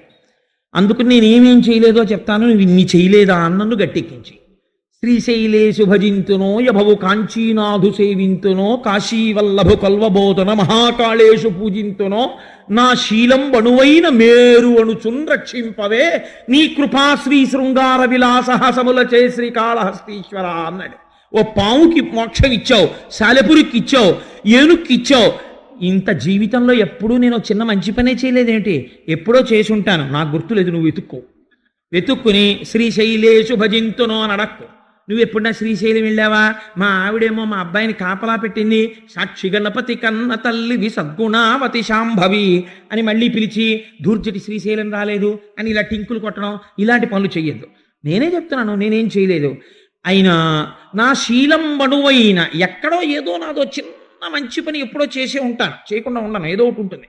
అదేమిటో నాకు గుర్తులేదు. చెడ్డవన్నీ బాగా గుర్తున్నాయి, చేసినవన్నీ అవే. కాబట్టి నే చేసిన ఇంత పని ఏది ఉందో మంచి పని వెతికి ఏమంటావంటే అందరి దగ్గరికి వెళ్ళి అబ్బబ్బబ్బా ఎంత పని చేశాడు రా దుర్జటి, ఎవడు చెయ్యగలడు ఈ పని అని నువ్వు చెప్పుకో. అందరికీ నువ్వు కన్విన్స్ చేసి నా శీలం అణువైన మేరు అణుచున్, అమ్మో అమ్మో అమ్మో ఈ పని ఎవడు చేయగలరా అని అందరికీ చెప్పి మోక్షం ఇచ్చేయి. ఎవడడ్డాడు నీకు?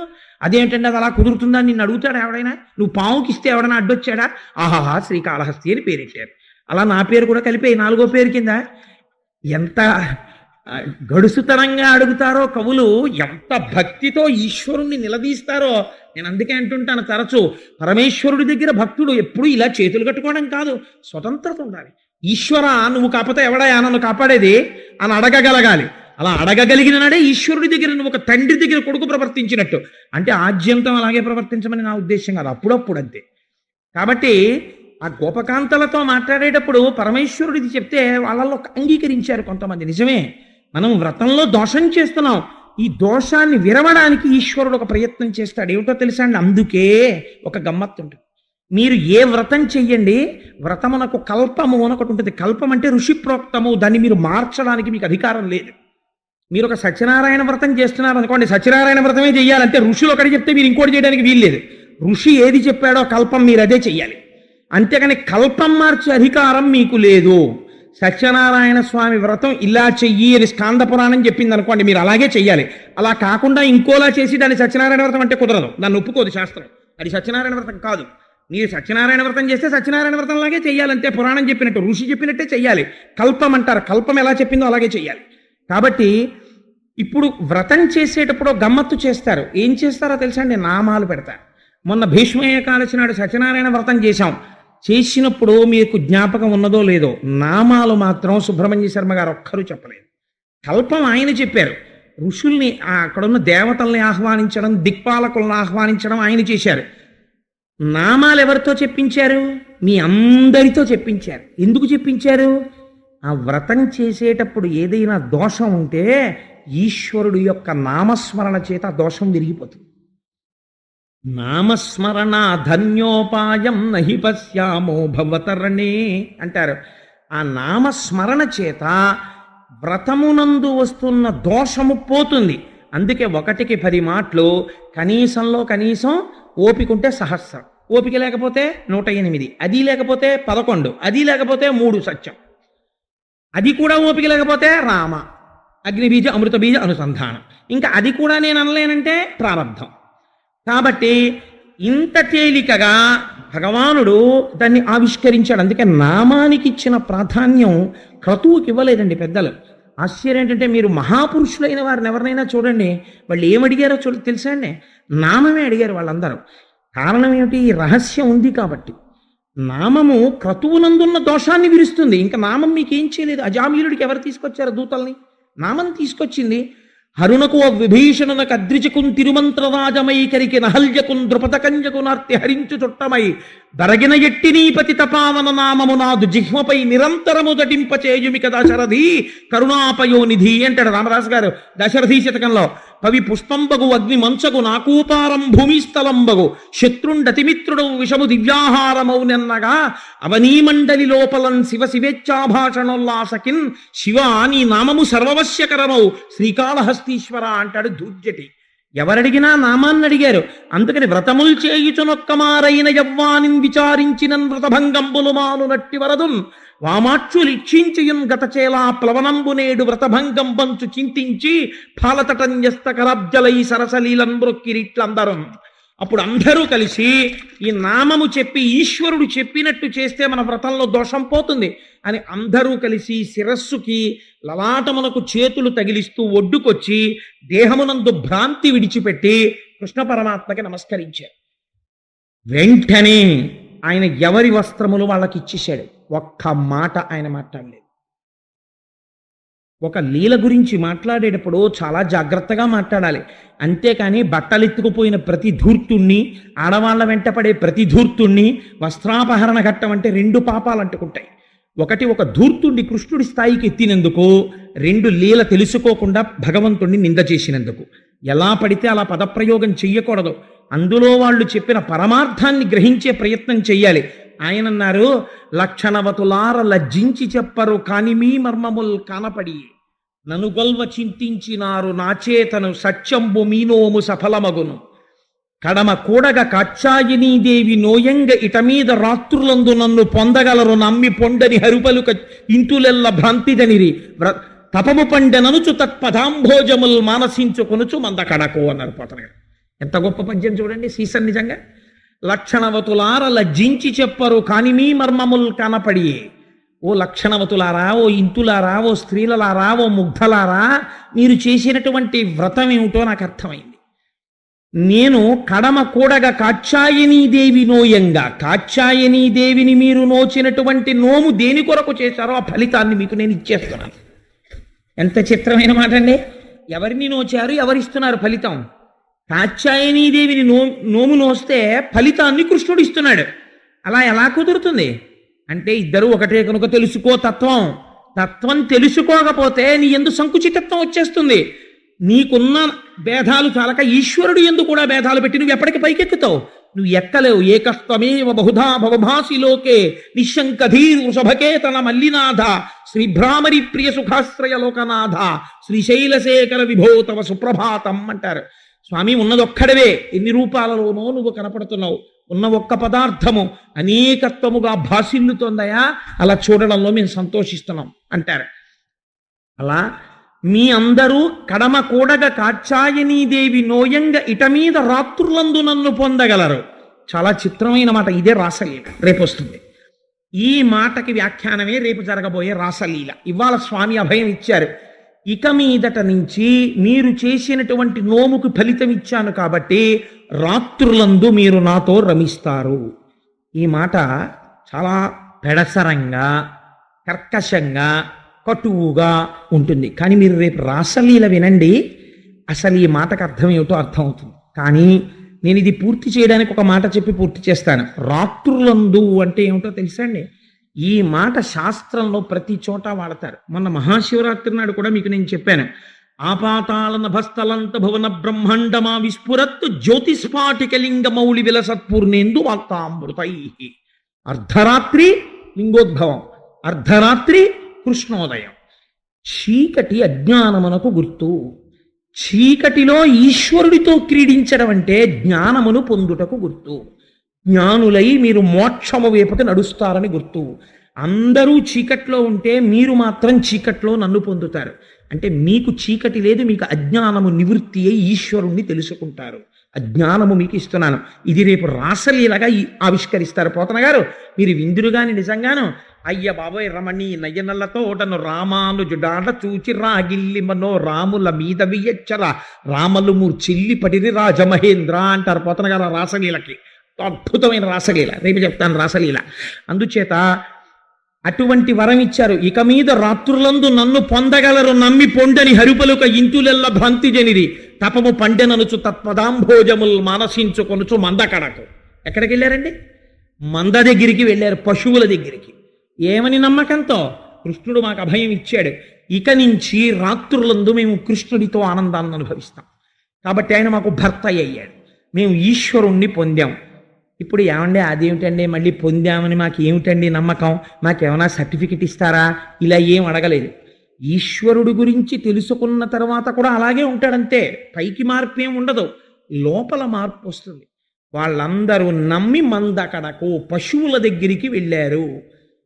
మంద అంటే పశువులతో కూడినది. మీరు ఇక్కడ ఒక విషయం బాగా జ్ఞాపకం పెట్టుకోండి. మందకడకు అంటే వాళ్ళు కేవలం ఆవుల దగ్గరికి దూడల దగ్గరికి వెళ్ళారని కాదు. పాశముల చేత కట్టబడిన ప్రతిదీ పశువే. ఇంట్లో ఉన్న భర్త కర్మపాశములతో కట్టబడ్డాడు, ఆయన పెద్ద పశువు. ఇంకో కొన్ని పాశాలతో భార్య కట్టబడింది, ఆవిడ సెకండ్ ర్యాంక్లో ఉన్న పశువు. పిల్లలకి కొన్ని పాశాలు, వాళ్ళు చిన్ని పశువులు, దూడ పశువులు. కాబట్టి ప్రతి చోట ఉన్నది పశువులు. ఈ పశువుల యొక్క పాశములను విడిపించగలిగిన వాడు ఎవడున్నాడో ఆవుని కట్టేస్తారు. విప్పడానికి ఎవరికి ఉంటుంది అధికారం? పక్కింటి ఆయన విప్పకూడదు, ఆ ఇంటి ఆయనే విప్పాలి ఆవుకి పాశం. అలా విప్పగలిగిన వాడే ఆ పశువులకు యజమాని. కృష్ణుడు ఎలా పశువుల్ని తోలాడో పశుపతి నామంతో శివుడు తోలాడు. అందుకే వందే శంభుముమాపతిం సురగురుం వందే జగత్కారణం వందే పన్నగభూషణం మృగధరం వందే పశూనాం పతిం. ఆయనకి పశుపతిని పేరు, ఈయనకి పశుపతి అని పేరు. ఎంత చిత్రం చూడండి. ఆయనకి శర్వుడని పేరు, ఈయనకి విష్ణు సహస్రనామ స్తోత్రంలో సర్వ సర్వ శివస్థాణు భూతాదిర్నిధిరవ్యయ అని ఈయనకి పేరు. కాబట్టి ఇప్పుడు ఏం చేస్తాను, మీరు మందకడకు పశువులలో ఉంటారు, పశువులతో కలిసి, కానీ పాశములు విడినటువంటి వారు మీరు. కాబట్టి ఇప్పుడు మీరెవరు? మీరు నందీశ్వరులై ఉన్నారు. నందయతీతి నందహ. మీ చూపెప్పుడు శివలింగం మీద ఉంటుంది, అంటే మీ చూపెప్పుడు నా మీద ఉంటుంది. చెయ్యడం మామూలుగా అందరితో కలిసి ఉన్నట్టుంటారు, కానీ ఆరాధన ఇక్కడ జరిగిపోతూ ఉంటుంది. ఎప్పుడు ధారాపాత్రలోంచి నీళ్లు పడిపోయినట్టు ఎప్పుడు నాయందే మనసు పెట్టుకుని మీరు అన్ని పనులు చేసేస్తుంటారు. కాబట్టి నిరంతర భక్తి చేత జ్ఞానమును పొంది పునరావృత్తి రహిత శాశ్వత శివ లేదా కృష్ణ సాయుధ్యమును పొందుతారు. నామం మీదైనా ఫలితం ఒక్కటే అని ఆ కాత్యాయని గోపికావస్త్రాపహార ఘట్టంలో, కాత్యాయని వ్రత ఘట్టంలో ఇన్ని రహస్యాల్ని చొప్పించి కృష్ణ పరమాత్మ చేసినటువంటి మహోత్కృష్టమైనటువంటి లీల ఆ కాత్యాయని వ్రతం అనబడేటటువంటి లీల. అందుకని ఈ లీల తెలుసుకుంటే మనం ప్రతినిత్యం పూజ చేసేటప్పుడు ఏం చెయ్యాలో మనకు అర్థమవుతుంది. అన్నిటికన్నా మనం ఎక్కడ జాగ్రత్తగా ఉండాలో అర్థమవుతుంది. మిగిలినది ఎలా చేసినా దోష నివారణ జరగాలంటే ఓం నిధనపతయే నమః, ఓం నిధనపతాంతికాయ నమః, ఓం ఊర్ధ్వాయ నమః, ఓం ఊర్ధ్వలింగాయ నమః అనేటప్పుడు నీ మనస్సు రంజిల్లిపోవాలి. అలా రంజిల్లిపోవాలంటే దానికి రెండు బాటలు ఉంటాయి. ఒకటి, విశ్వాసము చేత నామమును పట్టుకోవాలి అర్థం తెలియనప్పుడు. అర్థం తెలిసిందనుకోండి మీ మనస్సు తనంత తాను రంజిల్లిపోతుంది. ఎందుకనంటే ఊర్ధ్వాయ నమః అంటే మీకు అర్థమైందనుకోండి, మీకు తెలిసిపోతుంది దాని రహస్యం ఏమిటో తెలుస్తుంది. అంటే ఇప్పుడు నేను శివతత్వం శివమహాపురాణం కాదు కాబట్టి దాని జోలికి వెళ్ళను, కానీ మీకు అది భావగోచరం అవుతోంది అనుకోండి, ఓం ఊర్ధ్వాయ నమః అన్నప్పుడు మీకు ఆ భావం అంతా ద్యోతకం అవుతోంది అనుకోండి, మీరు పరమానందంతో పుష్పాన్ని తీసుకెళ్ళి శంకరుడి పాదాల మీద వేస్తారు. ఈ చెప్పిన నామం ఇక్కడ రంజిల్లుతూ వేస్తున్నారు కాబట్టి మీ పాపాలని దహిస్తుంది. లేదు, పెద్దలు చెప్పిన నామం అది, దానికి ఒక ఫలితం ఉన్నది అని మీరు నమ్మి సంతోషంతో ఓం నిధనపతయే నమః, ఓం కేశవాయ నమః అనగలిగారనుకోండి, అప్పుడు కూడా అంతే స్థాయిలో పనిచేస్తుంది. విశ్వాసము అంతే, తెలుసుకుని చెయ్యడము అంతే. తెలుసుకుని చేసి విశ్వాసం లేకపోతే మాత్రం పరిప్రమాదం. అన్నీ తెలుసు కానీ విశ్వాసం లేదు, జ్ఞాన కలునిలోని శారదయోలే, అప్పుడు ప్రమాదం. ఏమీ తెలియదు, విశ్వాసం ఉంది, తెలుసున్నవాడి కన్నా గొప్పవాడేవాడు. ఇంకొక ఉదాహరణ చెప్తాను. రామకృష్ణ పరమహంస ఓ మాట అంటారు. వెనకటికి దక్షిణ సముద్రం దగ్గర ఒక భక్తుడు నిలబడి ఈ సముద్రాన్ని దాటి భారతదేశానికి వెళ్ళాలి, ఓడ వెళ్ళిపోయింది ఎలా అని కంగారు పడుతున్నాడు. అటుగా ఒక సిద్ధపురుషుడు వెళ్ళిపోతున్నాడు. ఏన్నైనా అలా కంగారు పడుతున్నావు అన్నాడు. అంటే ఏం లేదండి, సముద్రం మీద ఓడ వెళ్ళిపోయింది, ఎలా వెళ్ళాలో తెలియడం లేదు, మళ్ళీ రేపటి వరకు ఓడ లేదు, కంగారు పడుతున్నాను అన్నాడు. ఎందుకు కంగారు పడతావు, నువ్వేం బెంగ పెట్టుకోకు, నువ్వు ఒక కాగితం తీసి ఆయన ఏదో రాసి మడిచి చేతిలో పెట్టి ఇది చూడకు, విప్పి చూడకు, చూడకుండా చేత్తో పట్టుకొని ఈ సముద్రం మీద నడిచి వెళ్ళిపోవడం మొదలెట్టు, లేదా పరిగెత్తు, వెళ్ళిపోతావు, నువ్వు నీళ్లలో పడవు, వెళ్ళి అన్నాడు. అమ్మయ్యా, ఈ సిద్ధపురుషుడు అంటే మాటలు కాదు కదా, ఈయన ఇచ్చాడు కాబట్టి ఇది నన్ను రక్షించి తీరుతుంది, నేను మొలగననుకున్నాడు. అంతే, ఆ నీళ్ల మీద పరిగెత్తడం మొదలెట్టాడు. అందులో దిగిపోకుండా వెళ్ళిపోతున్నాడు ఆ నీళ్ల మీద పరిగెడుతూ. ఇంకా అంత దూరంలో సముద్రపు నొడ్డు వచ్చింది. ఇప్పుడు ఆశ్చర్యం వేసింది, ఏమిట్రా ఇది, నీళ్ల మీద పరిగెత్తుకొచ్చాను, ఓడ కూడా దాటిపోయాను, ఇంతలా నన్ను నీటి మీద పరిగెత్తించిన ఇందులో ఉన్న రహస్యం ఏమిటి అనుకున్నాడు. ఓసారి చూడాలనుకున్నాడు. అని ఆ కాగితం విప్పాడు. శ్రీరామ అనుంది. ఈ పేరా నన్ను పరిగెత్తించింది అన్నాడు. డుంబను ఉలిపాడు. విశ్వాసం పోయింది. The moment you lose the faith, the next moment you are drowned, కొట్టుకుపోయాడంతే. విశ్వాసం ఉన్నంతసేపు వాడు మహాజ్ఞానితో సమానం అయిపోయి కూర్చున్నాడు. విశ్వాసం పోకుండా నామని చెప్పగలిగితే జ్ఞానితో సమానం అయిపోతాం. అలా అయినా పర్వాలేదు, తెలుసుకుని రమించి చెప్పినా పర్వాలేదు. కాబట్టి ఈ రహస్యాన్ని మనకి ఆవిష్కరించినటువంటి లీల కాబట్టి ఆ కాత్యాయని వ్రత ఘట్టము పరమోత్కృష్టమైన ఘట్టము. తదనంతరము ఈశ్వరుడు చేసినటువంటి గొప్ప లీల దీన్ని గోవింద పట్టాభిషేకము అంటారు. దశమస్కంధంలో అత్యంత విలువైనదై మధురాతి మధురమైన ఘట్టములలో గోవింద పట్టాభిషేకం ఒకటి. ఒకానొక నాడు నందుడు ఇతర ఉపనందుడు మొదలైనటువంటి పెద్దలు ఉండేవారు. వాళ్ళందరినీ కూర్చోపెట్టుకుని సమాలోచన చేస్తున్నాడు. కృష్ణ భగవానుడు ఒక విషయాన్ని తెలుసుకున్నాడు.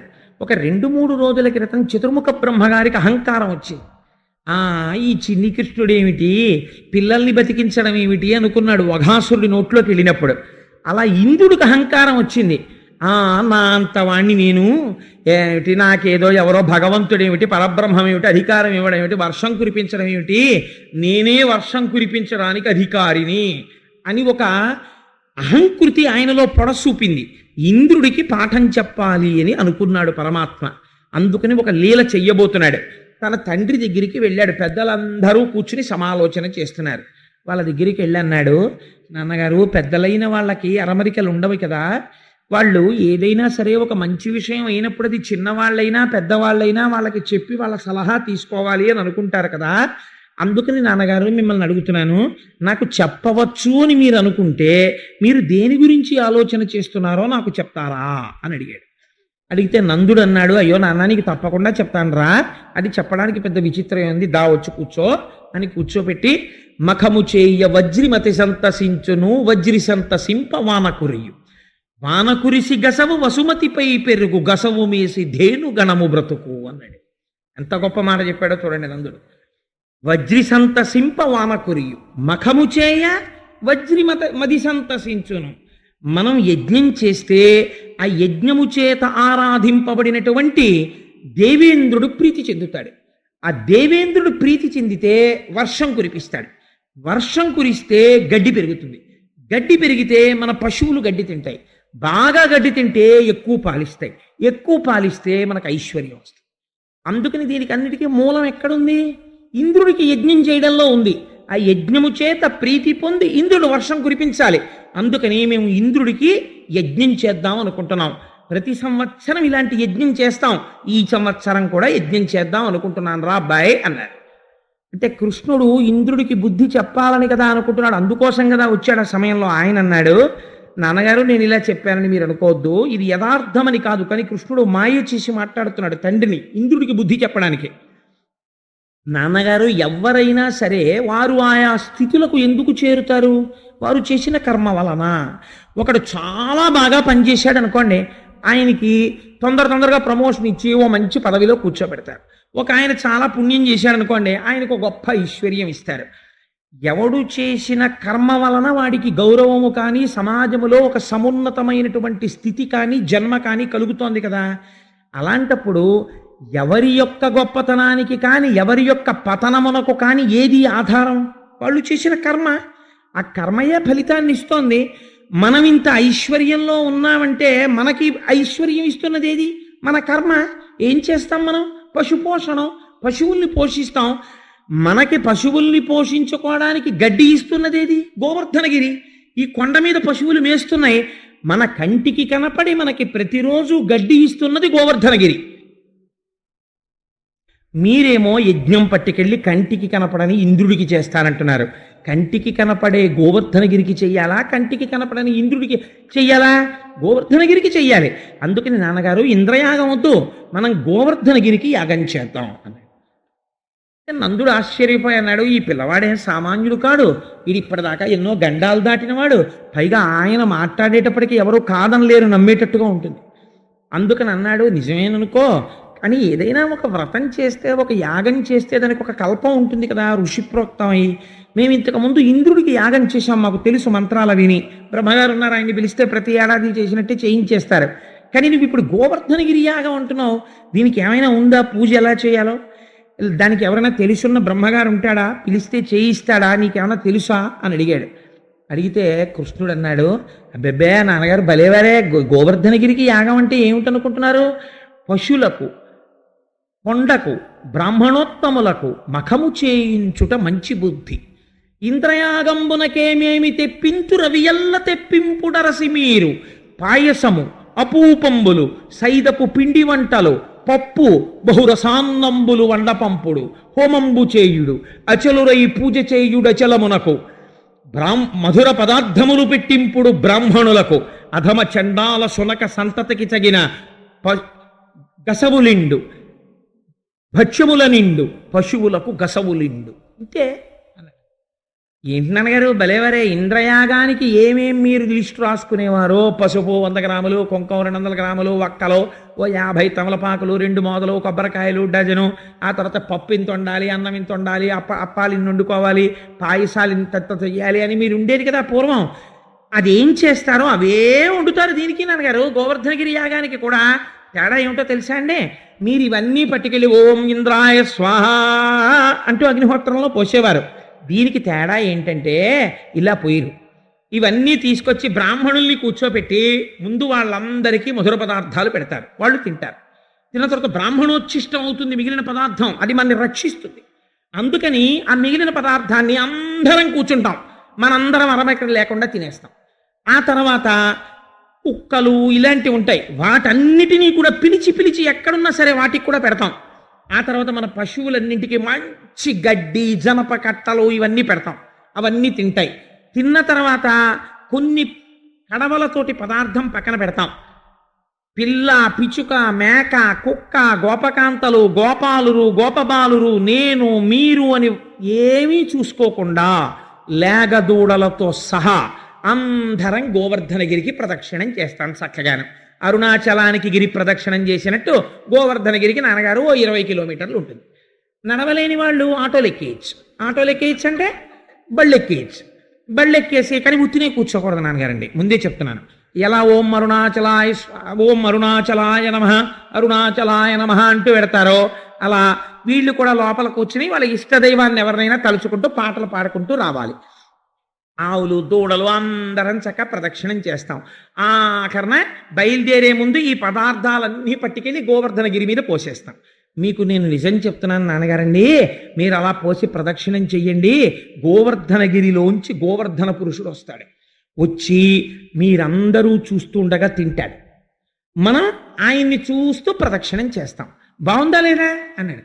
అమ్మో ఇదేదో చాలా బాగుందిరా, అయితే అలా చేద్దామన్నారు అందరూ. అంతే, మర్నాడు వండేశారు. చెప్పేశాడు కదా లిస్ట్ అంతా. ఇంద్రయాగంబునకేమేమి తెప్పింతు రవియల్ల తెప్పింపుడరసి మీరు పాయసము అపూపంబులు సైదపు పిండి వంటలు పప్పు బహురసాన్నంబులు వండింపుడు. ఇవన్నీ వండించేశారు, కడవలు శుభ్రంగా కూర్చోబెట్టారు. అందరూ తినేశారు, పశువులకి గడ్డి పెట్టేశారు. ఈ కడవలు తీసుకెళ్లారు, కొన్నింటిని తీసుకెళ్లి గోవర్ధనగిరి మీద వంపేశారు.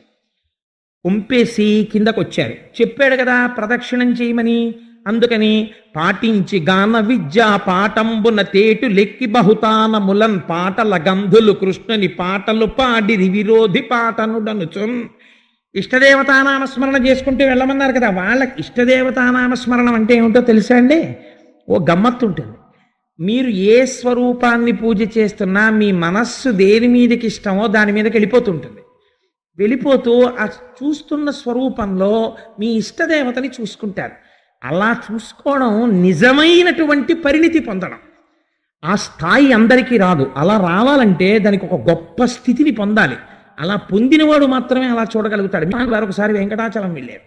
వెడితే చంద్రశేఖర పరమాచార్య స్వామిని అక్కడ ఉన్నటువంటి వాళ్ళందరూ నమస్కారం చేసి కూర్చోపెట్టి, అయ్యా మీరు మహానుపురుషులు వచ్చారు, ఏదైనా అనుగ్రహ భాషణం చేయండి అన్నారు. అంటే వారు అన్నారు, ప్రపంచమునందు 2 తిరుమలలు ఉన్నాయన్నారు. అంటే కూర్చున్న వాళ్ళలో సగం మంది వెనక్కి పడిపోయారు. ఇదేంటి 2 తిరుమలలు ఉండడం, ఒకటే కదా తిరుమల మనకి తెలిసి, 2 తిరుమలలు ఉన్నాయంటారు ఏమిటినా? లేదా 2 శ్రీశైలములు ఉన్నాయన్నారు. రెండో మాటకు మరీ పడిపోయారు. ఒకటే శ్రీశైలం ఉంది, 2 తిరుమలలు లేవు, 2 శ్రీశైలాలు లేవు అన్నారు. అంటే ఆయన అన్నారు, ఒకటి కింద తిరుమల, ఒకటి పైన తిరుమల, లేదా ఒకటి పైన శ్రీశైలం, ఒకటి కింద శ్రీశైలం అన్నారు. అదేమిటని మీరు అనుకుంటున్నారా? నేను చెప్తాను వినండి. తిరు అంటే ఏమిటి తమిళంలో? గౌరవవాచకం. శ్రీ తిరు రామచంద్రన్, తిరు కోటేశ్వరరావు అంటారు. తిరు అంటే శ్రీ, మలై శైలము, తిరుమలై శ్రీశైలము. అక్కడ ఉన్నది శ్రీశైలము. అక్కడ శ్రీశైలవాసి, ఇక్కడ శ్రీశైలవాసి. అలాగే ఇక్కడ తిరుమల వాసి, అక్కడ తిరుమల వాసి. ఇక్కడ కరచరణాదులతో ఉన్నాడు, అక్కడ కరచరణాదులు లేని అరూప రూపి అయి ఉన్నాడు. ఇక్కడ ఎవరిని పట్టుకున్నావో అక్కడ వాణ్ణే పట్టుకుంటున్నావు. ఇక్కడ ఇలా చూసి ఆనందిస్తావు, అక్కడ అలా చూసి ఆనందిస్తావు. ఉన్నతత్వం ఒక్కటే. ఎంత ఆశ్చర్యకరమైన మాట అండి నిజంగా. ఎంతమంది అనగలరా మాట? ఆ మాట అనడానికి ఎంత సంస్కార బలం ఉండాలి, ఎంత అర్థం చేసుకోవాలి. నిజంగా వ్యాసుడు వరాహపురాణంలో అలాగే అన్నాడు. శ్రీశైలే పూరయిష్యామి కించిత్తాలాదనంతరం అన్నారు వెంకటేశ్వర స్వామి వారు. యశోదాదేవి అడిగితే కోరిక శ్రీశైలంలో పూర్తి చేస్తానమ్మా, నీ కోరిక అక్కడ చూద్దువు కానీ కళ్యాణం అన్నారు. పద్మావతి కళ్యాణం శ్రీశైలంలో జరిగింది. శ్రీశైలం అంటే వెంకటాచలం, తిరుమల. కాబట్టి పురాణంలో దాని పేరు శ్రీశైలం. కాబట్టి 2 శ్రీశైలాలు ఉన్నాయన్నారు.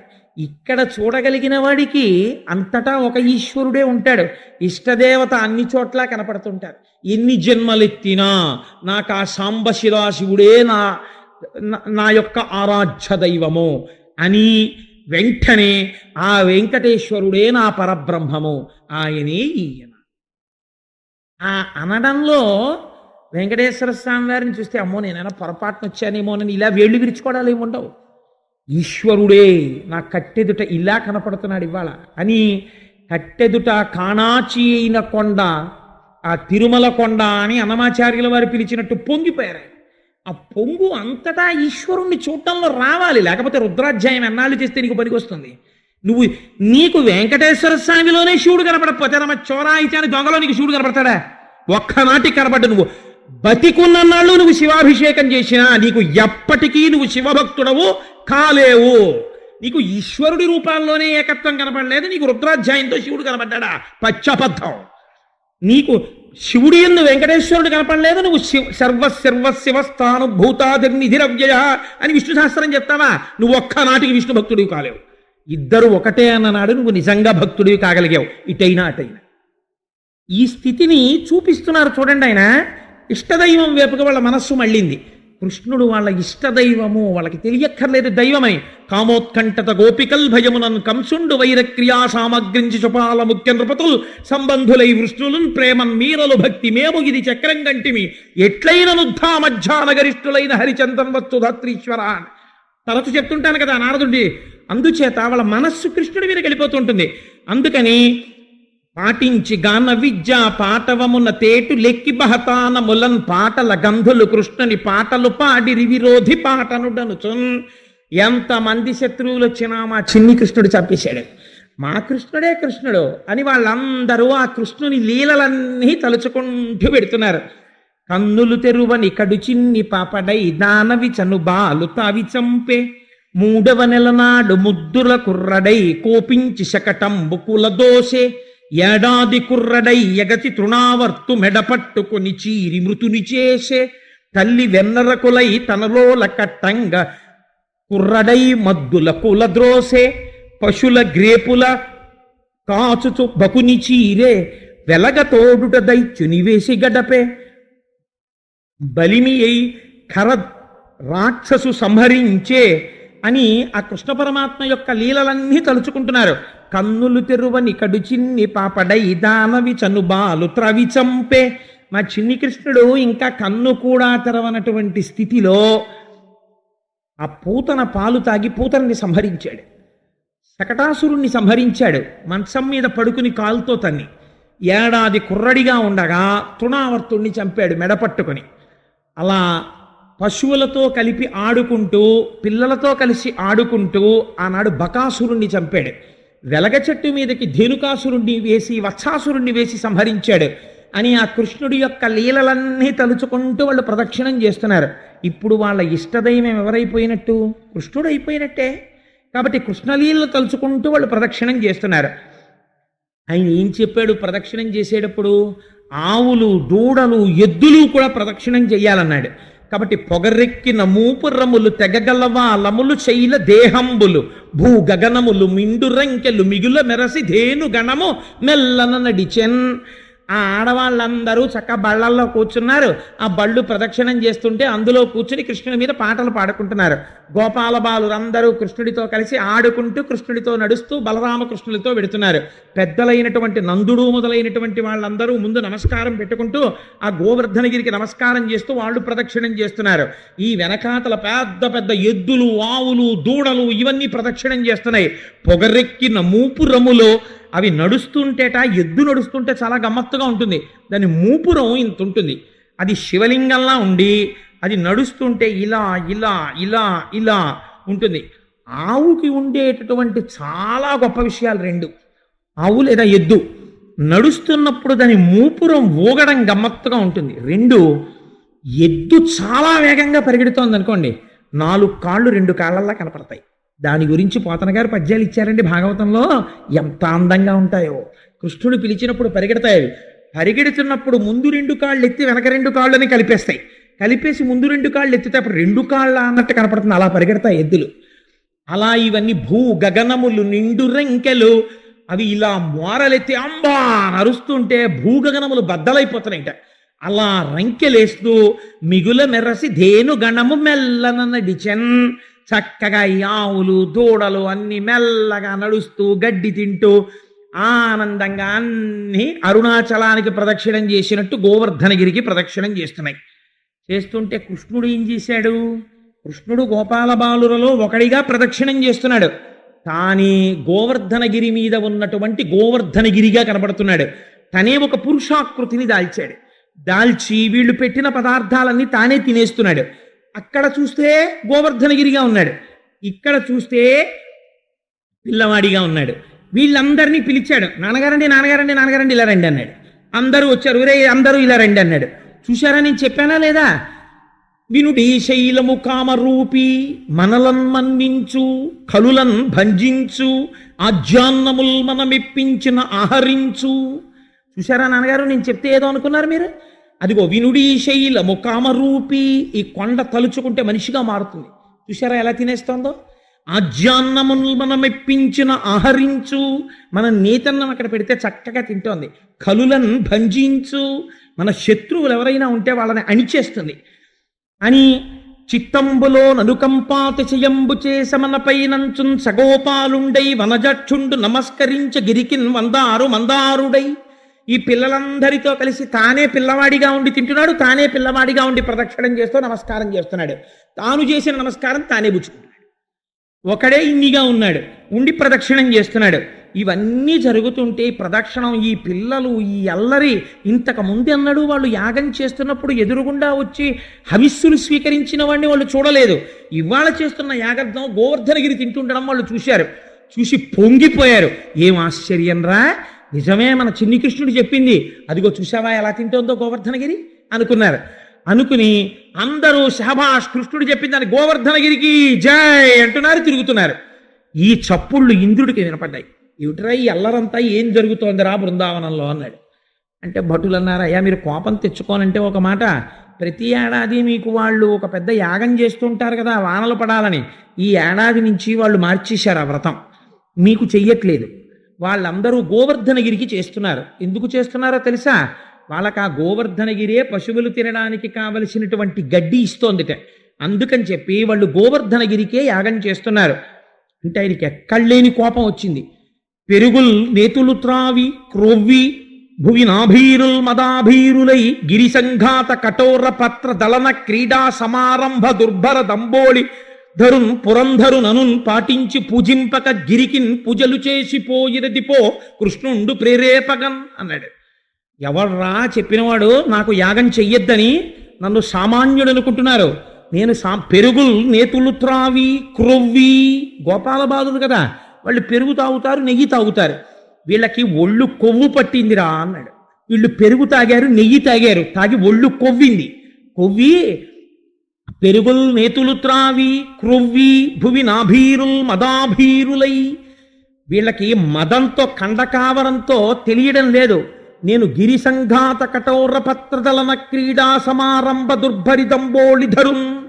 నేను ఒకనాడు పర్వతాలకుండేటటువంటి రెక్కల్ని నా వజ్రాయుధంతో తెగనరికాను. అటువంటి వజ్రాయుధాన్ని ఆయుధంగా కలిగినటువంటి వాడిని పురంధరునను, నన్ను పురంధరుడని పిలుస్తారు.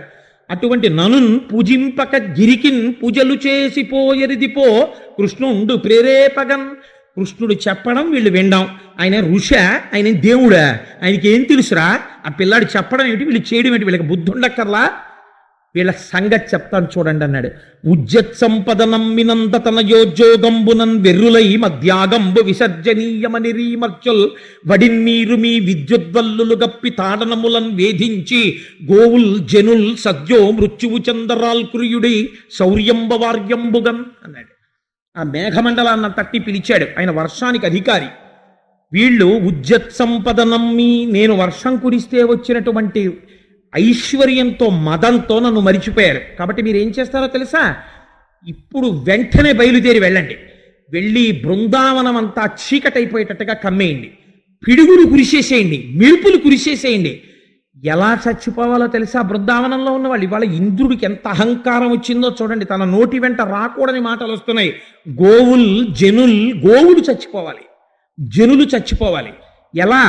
పిడుగుల దెబ్బకి ఎక్కడ వాళ్ళు అక్కడ పడిపోవాలి, మెరుపుల దెబ్బకి ఎక్కడ వాళ్ళు అక్కడ పడిపోవాలి. అలా మెరవండి, అలా పిడుగులు పడండి. భూమికి ఆకాశానికి తేడా తెలియకూడదు, అంతంత వడగళ్ళు పడాలి. ఏనుగు తొండాలంతంతలా ఉద్ధారలు పడిపోవాలి. భూమి అంతా జలంతో నిండిపోవాలి. ప్రాణులన్నీ అందులో కొట్టుకుపోవాలి. నేను చూసి సంతోషించాలి. నేను ఐరావత వెక్కి వజ్రాయుధం పట్టుకుని వెనకాతలు వస్తాను, మీరు వెళ్ళండి అన్నాడు. ఆయన ఆజ్ఞ ఇచ్చాడంతే. వాళ్ళు గిరి ప్రదక్షిణం పూర్తి చేసుకుని వచ్చారు. ఈ ఆవులు దూడలు ఇవేవి ఇంకా ఇంటికి వెళ్ళలేదు. ఈలోగానే బృందావనం అంతా గాఢాంధకారం అయిపోయింది, మబ్బులు వచ్చేసాయి. ఇతపూర్వం ఎన్నడూ విననటువంటి రీతిలో అదే పనిగా పిడుగులు పడిపోతున్నాయి. ఆకాశం అంతా మెరుపులు. ఆ మెరుపులలోంచి వచ్చేటటువంటి కాంతి తట్టుకోలేక ఆవులు ఎద్దులు దూడలు పడేటటువంటి బాధ ఏ రోజున తెలుస్తుందో తెలుసా అండి? దీపావళి నాడు కనపడుతుంది. పాపం వాటికి అలవాటు ఉండదు. ఆయన చిచ్చుబుడ్డి ఎడతాడు.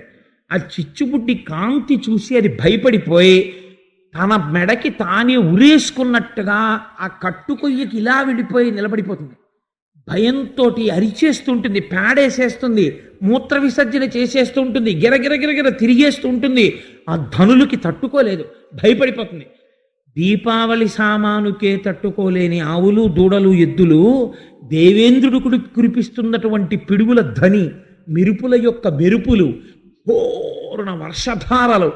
ఆ రోజున పోతన గారు వర్ణించారు. నిజంగా గజ్జలో ఎద్దులు సాధారణంగా వాటికి ఆనందం కలిగినా, దేన్నైనా చూసి సంతోషించిన మోరలెత్తి ఆ ముక్కు కన్నాలు కనపడేటట్టు, కింది పళ్ళు కనపడేటట్టు ఆ ముట్టి పైకెత్తుతాయి. ఇలాగా అవి ఇలా తలలు దించేసుకుని ఇలా గంగడోళ్ళు ఆలిస్తూ మెళ్ళో గంటలు గణ గణ గణ గణ మోగుతుంటే ఆ మెరుపుల కాంతి చూడలేక, పిడుగుల ధ్వని వినలేక, ఆ నీటి వడగళ్ళ దెబ్బలు తినలేక ఎక్కడివక్కడ కూలబడిపోయేట.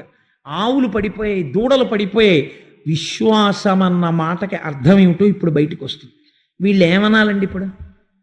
వెంటనే వెళ్ళి, కృష్ణ ఇన్నాళ్ల నుంచి హాయిగా ఇంద్రయాగం చేశాం, ఎందుకు వచ్చిన పెద్దరికం? తీసేసి గోవర్ధన యాగం పెట్టావు. గిరి ప్రదక్షిణం చేసి రాగానే బెడిసి కొట్టేసింది. చూసావా ఎంత వాన? ఇంతకుముందు ఎప్పుడు ఈ వాన తెలియదు, ఇలాంటి వాన పడుతోంది, ఈ యాగం వల్లే కదా అనాలి. వాళ్ళు అలా అనలేదు. వాళ్ళకి భగవంతుడి మీద ఉన్న నమ్మకం అది. కష్టం వస్తే భగవంతుడిని వదిలేయడమును, సుఖం వస్తే భగవంతుడిని పట్టుకోవడం కాదు. తెలిసి తెలియని మాటలు ఒకటి అంటుంటారు. ఏదైనా తేడా వచ్చిందనుకోండి, ముందు ఎవరి యొక్క చూపిస్తారంటే, ఏమన్నా భగవంతుడికి మా మీద కోపం వచ్చిందంటారా అంటాడు. కోపం ఎందుకు వస్తుందండి? నువ్వు కోపం వచ్చేలా ప్రవర్తిస్తే వస్తుంది. అలా ఉండకూడదు. భక్తి అనేటటువంటిది కష్టంలో సుఖంలో ఒకలా ఉండాలి. కాబట్టి వీళ్ళంటారు, వెళ్ళి ఈశ్వర ఈ ఉరుములు ఈ మెరుపులు ఈ యశనుల ఘోషములను ఈ జలధారల్ నియాన మున్నిరుంగము కుయ్యాళింపగదయ్య గుణరత్ననిధి అన్నారు. ఈశ్వర కృష్ణ, ఇంతకుముందు ఎప్పుడూ మేము ఇటువంటి వర్షం చూడలేదు, ఇటువంటి మెరుపులు చూడలేదు, ఇటువంటి పిడుగులు చూడలేదు. ఏమిటి వాన, ఏమిటి ఉరుములు, ఏమిటి మెరుపులు, ఏమిటి పిడుగులు? చాలా భయం వేస్తోంది. ఆవులు ఎద్దులు దూడలు ఇప్పటికే మరణించాయి. కృష్ణ నువ్వు రక్షించు, మిగిలిన ప్రాణులన్నీ కూడా మరణించకముందే కాపాడు అన్నారు. మరణావస్థలో కొట్టుకుంటున్నాయి ఆవులు దూడలు అన్నీ. వెంటనే ఒక క్షణం ఆలోచించలేదటండి పరమాత్మ. ఏమండి మీ అందరికీ ఇలాగే నేను తడిసిపోతున్నాను కదా, నేను మాత్రం ఎలా రక్షిస్తాను అని ఆయన అడగలేదుట. ఇది భగవంతుని యొక్క కార్యం అంటే. ఈశ్వరుడు రక్షించగలడు. ఇది ఆయన సంపాదించుకున్న నామం. బాలుండాడుచునాతపత్రమని సంభావించి పూగొత్తి కెంగేలందాల్చిన లీలలే నగవుతో కృష్ణుండు తానం మహాశైలం మున్వలకేల దాల్చి విపుల ఛత్రమ్ముగా పట్టే తద్భీలభ్రచ్యుత దుశ్శిలాచకిత గోపీ గోప గోపంక్తికిన్. ఆడుకుంటున్న పిల్లాడు అలా పరిగెత్తుకుంటూ వెళ్ళిపోతూ అక్కడ ఉన్నటువంటి లిల్లీ మొక్కకున్నటువంటి పువ్వుని హేళగా తుంపేసినట్టు అందరూ వచ్చి, కృష్ణ ఏమిటి ఈ ఉరుములు, ఈ మెరుపులు, ఈ పిడుగులు, ఈ యశనులు, ఈ జలధారలు, నీయాన మున్నెరుంగము కుయ్యాళింపక దయ్యగుణరత్ననిధి అని అడగగానే అక్కడ ఉన్నటువంటి గోవర్ధన పర్వతాన్ని అమాంతం పైకెత్తేట. పైకెత్తి తన చిటికిన వేలి మీద పట్టుకున్నాడు. ఎలా అంటే, బాలుండాడుచునాతపత్రమని సంభావించి పూగుత్తి కింగేలం దాల్చిన లీలలే నగవుతో బాలుండు చిరునవ్వు నవ్వుతూ ఏమీ కష్టపడకుండా తానం మహాశైలమ్మున్ వలకేల దల్చి విపుల ఛత్రమ్ముగా పట్టే, ఒక పెద్ద గొడుగు పట్టినట్టు పట్టేట. విపుల ఛత్రమ్ముగా పట్టే తద్భీలాభ్రచ్యుత దుశ్శిలాచకిత గోపీ గోప గోపంక్తికిన్. ఆవులు, దూడలు, ఎద్దులు, గోపకాంతలు, గోపాలబాలురు, గోపకులు అందరూ ఆ గోవర్ధనగిరి కిందకి వచ్చేసారు. హాయిగా గోవర్ధనగిరి ఎత్తి పట్టుకున్నాడు. అందరూ దాని కింద నించున్నారు.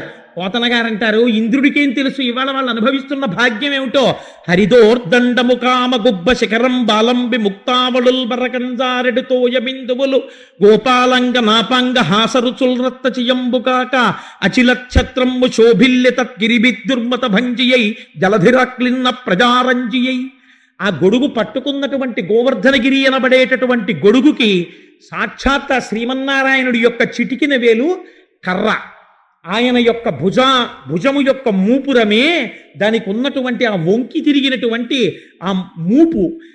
దానికి అన్ని వేపుల నుంచి జాలువారుతున్నటువంటి నీటి ధారలే ముత్యాలతో కట్టినటువంటి అలంకారాలు. ఈ లోపల నిలబడి మమ్మల్ని ఇంద్రుడేం చేస్తాడని నవ్వుతున్న గోపకాంతలమ్మ నోళ్లలోంచి వస్తున్నటువంటి కాంతులు, అక్కడ పట్టినటువంటి రత్నదీపాలు, రత్న నీరాజనాలు, ఇంతమంది ఆనందంగా ఆవులు, దూడలు, గోపాలురు, గోపకాంతలు హాయిగా చలేస్తుంటే కృష్ణుడికి దగ్గరగా ఆయన పాదాల దగ్గర నిలబడితే 7 రాత్రులు 7 పగళ్ళు తన చూపులతో పోషించాడు పరమాత్మ 7 ఏళ్ల వయస్సులో. పట్టుకుంటే అలా నిలబడితే కొంతమంది భయపడ్డారు. బాలుండీతడు కొండదొడ్డది మహాభారంబు కొండదొడ్డది మహాభారంబు శైరింపగాజాలండోజని దీని కింద నిలువంచింతింపగా బోలది శైలాంబోనిధి జంతు సంయుత ధరా చక్రంబు పైబడ్డ నాకేలల్లాడదు బంధులార నిలుడి క్రిందన్ ప్రమోదంబునన్ ప్రతిజ్ఞ చేశాడు ఆ రోజున. బాలుండీతడు, వీడు చిన్నపిల్లాడు, కొండదొడ్డది పెద్ద గోవర్ధనగిరి పట్టుకున్నాడు. ఏమో తొందరపడి లోపలికెడితే పిల్లాడు వదిలేస్తే ప్రమాదం వస్తుందేమో అని బయట నించుంటున్నారేమో. బంధువులారా నన్ను నమ్మండి, ఆయన కర్మండే బంధువులారా అని పిలవవలసినటువంటి అవసరం. బంధువులారా అని పిలుస్తున్నాడు. బాలుండీతడు కొండదొడ్డది మహాభారంబు సైరింపగా జాలండోయని దీని కింద నిలువన్ చింతింపగా బోలదు. అలా బెంగ పెట్టుకోకండి. ఈ శైలాంబోనిది జంతు సంయుత ధరా చక్రంబు పైబడ్డ నాకేలల్లాడదు. ఈ సమస్త బ్రహ్మాండములు వచ్చి ఈ గోవర్ధనగిరి మీద పడిపోయినా సరే ఈ కొండ కదలదు. మీకు రక్ష నేను చెప్తున్నాను. వచ్చి ఈ కొండ కింద చేరండి, మిమ్మల్ని నేను రక్షిస్తానన్నాడు. అందరూ వచ్చి కొండ కింద చేరారు. వర్షపు చుక్క పడలేదు, ఒక ఆవు తడవలేదు. హాయిగా పడుకున్నాయి, తిన్నాయి. గడ్డి తినలేదు, వంట చేసుకోలేదు, ఒక వంట వండుకోలేదు. తీర్థయాత్రకు వెళ్ళేసి ఇంటికి తిరిగి వచ్చేసే ముందు ఆడవాళ్ళు అంటారు, మళ్ళీ మేము మా వంటిల్లు మొదలవి. అలా 7 రోజులు వంట చెయ్యక్కర్లేదు, పెట్టక్కర్లేదు. అందరినీ ఎలా పోషించాడు. వక్రలక్ష్మి పరివాహ చలన్మీ నభలోచన మీనాక్షితత్వంతో పోషించాడు ఆయన రోజున. చాప పిల్లల్ని చాప తను కన దృష్టితో ఎలా పోషిస్తుందో అలా 7 రాత్రులు 7 పగళ్ళు తన చూపులతో పరమాత్మ పోషించాడు. 7 రాత్రులు 7 పగళ్ళు అయిపోయిన తర్వాత ఇంద్రుడు చూశాడు. ఏరా ఎంతమంది పడిపోయారన్నాడు. నీ మొహం ఒక్కడ పడలేదు. ఏమైందన్నారు. ఏమైంది ఏమిటా? నువ్వు కృష్ణుడు ఎందుకు పనికి వస్తాడు? ఉజ్జత్ సంపదనం మినంద తనయోద్యోగంబునైన్ వెర్రులై అన్నావే, వాడు గోవర్ధనగిరి ఎత్తి పట్టుకున్నాడు. 7 రాత్రులు 7 పగళ్ళు మా దగ్గర ఉన్న స్టాక్ అంతా అయిపోయింది. అన్ని పిడుగులు వేసాం, అన్ని ఉరుములు ఉరిమాం. అన్ని పిడుగుల కన్నా పెద్ద పిడుగులో వాడున్నాడు. నీలతోజత మధ్యస్థ విద్యుల్లేకే భువాస్వర. పోని వాళ్ళు ఏడవకపోతే పీడాపోయారు. వాళ్ళు ఎంత సంతోషంగా ఉన్నారో. అన్ని కుటుంబాల వాళ్ళు ఓ చోటే చేరిపోయి సుఖంగా అదో చిన్న బృందావనం అయిపోయింది గోవర్ధనగిరి కింద. హాయిగా ఆయన్ని చూస్తూ కూర్చున్నారు. వాళ్ళకి చిత్రం ఏంటంటే వంట అక్కర్లేదు, తిండి అక్కర్లేదు. రోజు కన్నా బి కాంప్లెక్స్ న్యూరోబియాన్ చేసుకున్న వాళ్ళలా ఉన్నారు. ఇప్పుడు బయటకు వస్తే ఇది అంటారన్నారు. ఇంద్రుడు చూసి అన్నాడు, ఒరే నాకు ఏదో తేడాగా అనిపిస్తోంది, ఆపేయండి వాళ్ళు. వర్షం ఆగిపోయింది. ఆగిపోయిన తర్వాత అనుమానం వచ్చింది, ఇది నిజంగా పిల్లాడు గోవర్ధనగిరి ఎత్తాడా? ఇంత చిన్న పిల్లాడు ఏమిటి గోవర్ధనగిరి ఎత్తడం ఏమిటి? 7 రాత్రులు పట్టడం ఏమిటి? 7 పగళ్ళు పట్టడం ఏమిటి? వీళ్ళందరూ వెళ్ళి దాని కింద చేరడం ఏమిటి? ఇది నిజమా? లేకపోతే ఆ పిల్లాడి రూపంలో పరబ్రహ్మ ఉన్నాడా? నా పదవి ఎగిరిపోతుంది ఇప్పుడని భయం వేసి దగ్గరకు వచ్చాడు. దగ్గరకు వస్తే చూసేటప్పటికి ఒక్కసారి మహానుభావుడు దర్శనమిచ్చాడు. జలధరదేహు నాజాను చతుర్బాహు సరసీరుహక్షు విశాలవక్షు జారు గదా శంఖచక్ర పద్మ విలాసు కంఠ కౌస్తుభమణి కాంతిభాను కమనీయ కటిసూత్ర కంకణ కేయూర శ్రీవత్సలాంచనంచిత విహారు హైమోర్ధపుండ్రమజహన్మకుటం సునాసం మందస్మితం మకరకుండల చారుగండం బింబాధరం బహుళ దీర్ఘ కృపాకటాక్షం. దర్శనమిచ్చేటప్పటికి నన్ను గన్న తండ్రి పరబ్రహ్మమా, ఎంత పొరపాటైపోయిందయ్యా మహానుభావ. సమస్త బ్రహ్మాండములను సృష్టించి నిర్వహించి లయం చేసేటటువంటి నీవు నాకు అధికారం ఇస్తే ఆ అధికారంతో నేను వర్షం కురిపిస్తున్నానని మర్చిపోయి నా అంత వాణ్ణి నేను అనుకున్నాను. అహంకారానికి పోయాను. నా అహంకారం తీసేయడానికి గోవర్ధనోద్ధరణం చేశావని గుర్తించలేకపోయాను. ఈశ్వర క్షమించు. నా వింటి వెర్రివారిని శ్రీవల్లభ నీవు శాస్తి చేసితివే నిన్ కావరము మాని పెద్దల తోవల జరిగెదరు బుద్ధితోడుతనీషా అన్నాడు. ఎంత క్షమార్పణ చెప్పాడో చూడండి. నా వంటి వెర్రివారిని, మదమెక్కి వెర్రితో ఉన్నటువంటి నాలాంటి వాళ్ళని, నా అంత గొప్పవాడు లేడనుకున్నవాణ్ణి శ్రీవల్లభ నీవు శాస్తి చేసితివే నిన్. శ్రీవల్లభ లక్ష్మీదేవి భర్త అయిన శ్రీమన్నారాయణుడా, నువ్వు నాకు శాస్తి చేస్తే నాకు తెలిసొచ్చింది. కావరము మాని పెద్దల తోవల జరిగెదరు బుద్ధితోడుతనీషా. ఇప్పుడు నా కండ కావరం తగ్గిపోయింది. ఇప్పుడు నేను విభుదులతో కలిసి తిరుగుతాను. నాకు ఉన్న అహంకారం పోయింది అన్నాడు. అంటే కృష్ణ పరమాత్మ అన్నారు, నాయాజ్ఞ చేయుచుండుము నీయధికారంబు నందు నిలువు సురేంద్ర శ్రీయుతుట వైమదింపకు శ్రేయమ్ములు కలిగి పొమ్ము సితకరిగమన. ఏనుగు నడిచినట్టు నడిచేవాడా? ఈశ్వరుడి దగ్గర ఉన్న గొప్ప గుణం ఏమిటో తెలుసా అండి? ఈశ్వరుడికి, ఈశ్వరుణ్ణి నమ్మిన వాడికి కూడా ఉండే గుణం. అయ్యా స్వామి రక్షించు అనగానే పాహి అనేటప్పటికీ వాళ్ళు వెంటనే రక్షణ చేస్తారు. ఈశ్వర అజ్ఞానం మన్నించు. అందుకే మనం ఏం చేసినా శరణాగతితో పూర్తి చేస్తాం, శరణాగతితో పూర్తి చేస్తాం. అజ్ఞానినామయా దోషాన శేషాన్ విహితాన్ హరే క్షమస్వత్వం క్షమస్వత్వం శేషశైల శిఖామణి అంటాం. లేకపోతే శరణం తరుణిందు శేఖర శరణం మే గిరిరాజ కన్యక శరణం పునరేవతావుభౌ శరణం నాణ్యదుపైమి దైవతం అంటాం. చెప్పి ఆ శరణాగతి చేసి పూర్తి చేస్తాం. అందుచేత ఎప్పుడైతే ఈ మాట చెప్పాడో, సరే నీ తప్పును అంగీకరించావు కాబట్టి నువ్వు ఇంద్ర పదవిలోనే ఉండు, కానీ నా అంతటి వాడను నేనని అహంకరించకు. నీ పైన ఉన్నవాడు, నీ యందు అంతర్యామిగా ఉన్నవాడు నీకు అధికారం ఇస్తే నువ్వు వర్షం కురిపించావు తప్ప నీ అంత నీకుగా ఈ అధికారం లేదు. నేను ఇచ్చాను కాబట్టి నువ్వు దాన్ని పొందగలిగావని జ్ఞాపకం పెట్టుకో. ఇది ఇంద్రుడికే ఉంటే ఇంకా మనబోటి సామాన్యులం ఏమనాలండి? మనం ఏది అనుభవించినా యదశ్నాసి, భగవద్గీతలో స్వామి అంటారు, యత్ కరోషి యదశ్నాసి యజ్జుహోషి దదాసి యత్ తత్ కురుష్యసి కౌంతేయ, దాన్ని నాకు సమర్పించు అంటారు. యత్ కరోసి నువ్వు ఏది చేసినా, యదశ్నాసి నువ్వు ఏది తిన్నా, లేకపోతే యత్ తపస్యసి కౌంతేయ నువ్వు ఏ తపస్సు చేసినా తత్కురుష్వమదర్పణం దాన్ని నాకు ధారపోసేసి. ఎందుకని? నువ్వు చేస్తున్నది నువ్వు చేసింది కాదు, నీలో శక్తి రూపుడనై ఉండి నేను చేయించాను. కాబట్టి 7 రాత్రులు 7 పగళ్ళు మోసాడు. మోస్తే ఆశ్చర్యకరమైన సంఘటన ఏం జరిగిందో తెలుసా అండి? కామధేను స్వర్గలోకంలోంచి పరుగు పరుగున వచ్చింది.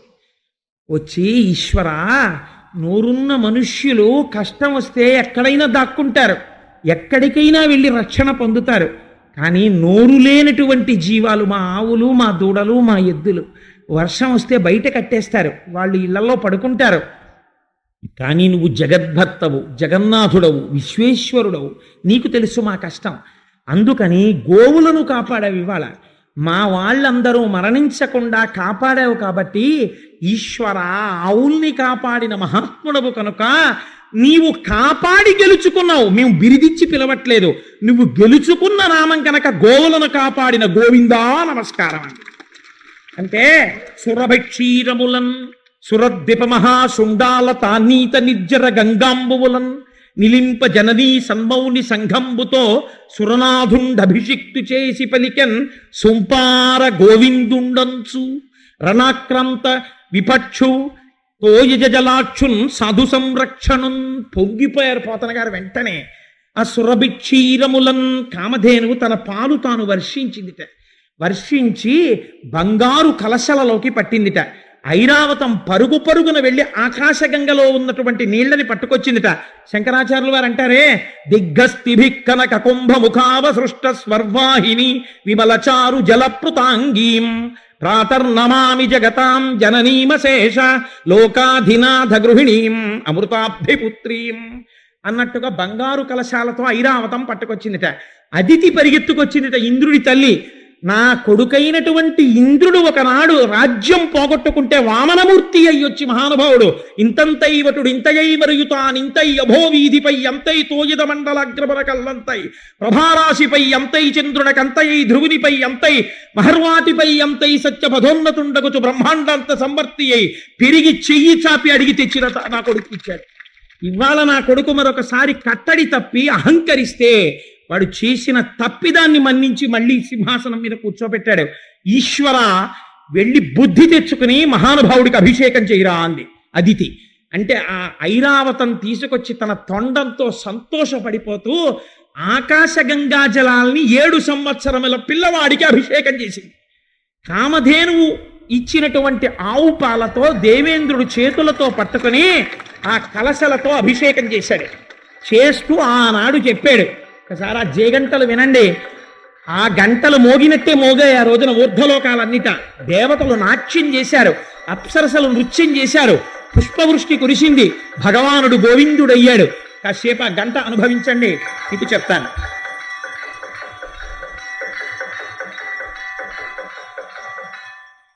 సురభిక్షీరములన్ సురద్విప మహాశుండాల తానీత నిర్జర గంగాంబువులన్ నిలింప జననీ సన్మౌని సంఘంబుతో సురనాథుండభిషిక్తు చేసి పలికెన్ సొంపార గోవిందుండంచు. ఆనాడు దేవేంద్రుడు ఆ పాలతో అభిషేకం చేసి 7 ఏళ్ల పిల్లవాణ్ణి పిలిచాడు. గోవిందా అని పిలిచాట, సొంపార.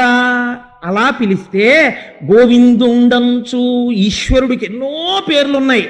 అన్ని పేర్లలో ఆయనకి చాలా ఇష్టమైన పేరు ఏదోట తెలుసా అండి? 7 రాత్రులు 7 పగళ్ళు వీళ్ల కోసమని కొండెత్తి పట్టుకున్నాను. నా మీద నమ్మకంతో నన్ను నిందించకుండా నువ్వు తప్ప మమ్మల్ని ఎవరు రక్షిస్తారని అడిగితే ఆనాడు కొండ మోసి నేను గెలుచుకున్న పేరు ఈ పేరు అని ఎవరైనా గోవిందా అని పిలిస్తే చాలట. 7 రాత్రులు 7 పగళ్ళు అంటే ఏమిటి అర్థం? మీరు 90 ఏళ్ళు బ్రతకండి, 100 ఏళ్ళు బ్రతకండి, 7 రాత్రులు 7 పగళ్లే బతుకుతారు. ఆది సోమ మంగ బుధ గురు శుక్రశని. అందుకని బతికున్నన్నాళ్ళు కష్టం లేకుండా ఉండాలంటే గోవిందనామాన్ని ఆశ్రయించి తీరాలి. అందుకే మన వాళ్ళకి సంప్రదాయంలో ఒక మాట ఉంటుంది, ఒక మంచి జరిగింది అనుకోండి, గోవిందా గోవిందా అంటారు. పిల్లవాడికి చంటి పిల్లవాడు పుట్టాడు అనుకోండి, వాడికి జోదలు పెట్టడం నేర్పిస్తారు. ఏది నాన్న గోవింద కొట్టు గోవింద కొట్టు గోవింద కొట్టు గోవిందా గోవిందా అని వాడి గుప్పిళ్ళు పట్టుకుని తల మీద పెట్టి గోవిందా గోవిందా అనిపిస్తారు. ఆఖరికి వాడి తలనీలాలు 7 కొండల వాడికి ఇచ్చేస్తూ గోవింద చెప్పు నాన్న, గోవింద చెప్పు, గోవిందా గోవిందా గోవిందా గోవిందా అంటూ తలనీలాలు ఇచ్చేస్తారు.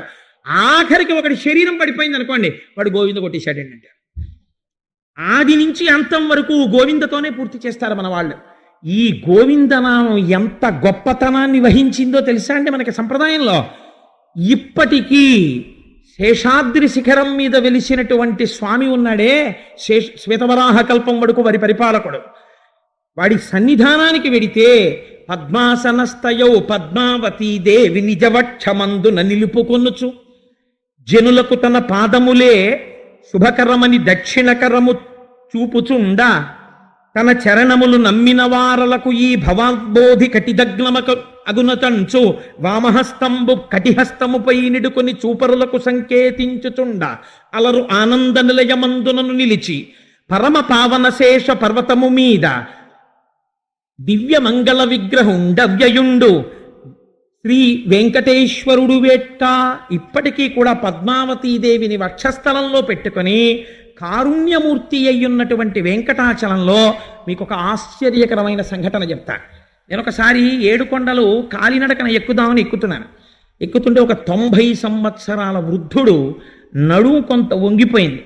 ఆయన అడుగు తీసి మెట్టు మీద పెడితే గోవింద గోవింద గోవింద గోవింద అంటూ ఎక్కుతున్నాడు. మా గురువుగారు ఒకసారి తిరుపతి వరకు పాదయాత్ర చేసి, మహానుభావుడు బ్రహ్మశ్రీ మల్లంపల్లి అమరేశ్వర ప్రసాద్ గారు అడుగు తీసి అడుగు వెయ్యలేకపోతే ప్రతిజ్ఞ చేశారు, నేను అడుగు తీస్తే గోవింద అంట, అడుగు వేస్తే గోవింద అంట, ఎక్కించడం నీ పుణ్యం అని. ఎక్కడి నుంచి వచ్చారో సంస్కృతం చదువుకునే విద్యార్థులు వచ్చి తీసుకెళ్ళి ఆయనకు అన్నం పెట్టి పైకెక్కించారు, డబ్బులు అయిపోయి మర్యాద అందకపోతే. అడుగు తీస్తే గోవింద, అడుగేస్తే గోవింద ఎక్కుతున్నాడు ఆ వృద్ధుడు. నేను ఎక్కుతూ ఎక్కుతూ ఒక చోట కూర్చున్నాను ఎక్కలేక. ఆయన్ని చూసి అన్నాను, అయ్యా 90 సంవత్సరాలు వచ్చేసాయి కదా, ఇంత కష్టపడి ఎక్కుతున్నారు, ఏమైనా మొక్కుకున్నారా అన్నాడు. ఆయన ఆగన్నాడు, ఓయ్ పిల్లాడా ఎంత మాట అన్నావోయ్, మమ్మల్ని కాపాడడానికి మాకు ఇంత కూతవేటు దూరంలో వెలిసిన మా స్వామి, నేను పుట్టి బుద్ధిరిగి నాకు జ్ఞానం వచ్చినప్పటి నుంచి కొండలా ఎక్కుతూనే ఉన్నాను, 90 ఏళ్ళు వచ్చాయి ఈ కట్టెకి, అయితేనే అడుగు తీస్తే గోయిందా, అడుగేస్తే గోయిందా, వాడే ఎక్కిస్తాడన్నారు. చిత్రం ఏమిటో తెలుసా అండి, నేను ఎక్కలేకపోయినా ఆయన వెళ్ళిపోయాడు. నా కంటి ముందే ఆయన విశ్వాసం 90 ఏళ్ల వృద్ధుడు గోవింద గోవింద గోవింద అంటూ ఎక్కేసి వెళ్ళిపోయాడు. అందుకే మహానుభావులు అంటారు, ఆ వెంకటాచలంలో ఇప్పటికీ మీరు చూడండి, కాటేజీలు రిజర్వేషన్ చేసుకున్న వాళ్ళది కాదండి భక్తి, కాటేజెస్ లేకపోయినా చలిగాలిలో ఇంతంత చంటి పిల్లల్ని పెట్టుకుని తలనీలాలు ఇచ్చేసి బోడిగుళ్లతో వాళ్ళు తెచ్చుకున్న పులిహార తినేసి అక్కడే రోడ్ల మీద పడుకుంటారు. రోడ్ల మీద పడుకుని నిద్రపోయే వాళ్ళు తెచ్చుకున్న ట్రంకు పెట్టి నెత్తి మీద సంకలో తలనీలాలు ఇచ్చేసిన పిల్లాడు. ఒక్కటే నమ్మకం, ఏడుకొండలవాడా అని ఎవరందరూ, అక్కడికి వెళ్ళిన వాళ్ళందరూ గోవిందా గోవిందా అంటుంటారు, వెళ్ళిపోతుంటారు. అందుకే గోవింద నామముల్ గొంతెత్తి పాడుచు కొండల నెక్కెడి భక్తులొకట, తలతీశీతుమా ఇలవేలు పంచును తల వెంట్రుకలనిచ్చు భక్తులొకట, స్వామిని దర్శించి సంతోషమాగక పరవశులగు పుణ్య పురుషులొకట, భక్తిమీర ప్రసాదంబు అరగించి ఆస్వాదించు భక్తుల గుంపులొకట, ఎచట ఎవరి నోటను విన్నను స్వామి మాటే, ఎవరు ఏ పని చేసిన స్వామి కొరకే, స్వామి నటించుచుండు ఈ శైలమందు. ఆ కొండ ఎక్కుతుంటే గోవిందా, తలనీలాలిస్తే గోవిందా, ప్రసాదం తింటే గోవిందా, ప్రసాదం పెడితే గోవిందా, ఎక్కడ చూసినా గోవిందా గోవిందా అదే నామం. ఆ నామంతో ప్రతిధ్వనించిపోతూ ఆ 7 కొండలు, ఆ వెంకటాచలపతి ఆనాటి నుంచి ఈనాటి వరకు ఎక్కడైనా ఉందండి, రాత్రి లేదు పగలు లేదు. మాడవీధుల్లో నేను ఒకనాడు సహస్రదీపాలంకార సేవ చేసి మబ్బులేస్తున్నాయి, గబగబా సేవ పూర్తి చేశారు. ఇంతలో వర్షం ప్రారంభం అయిపోయింది, నించున్నాం. మాడవీధుల్లో ఒక ఆయన ప్రదక్షిణం చేస్తున్నాడు, ఎలా పొర్రుదండాలు పెట్టుకుంటూ ప్రదక్షిణం చేస్తుంటే పూర్ణ పడిపోతున్నటువంటి వర్షపు నీరు చెవుల్లోకి వెళ్ళిపోతోంది, ముక్కుల్లోకి వెళ్ళిపోతోంది.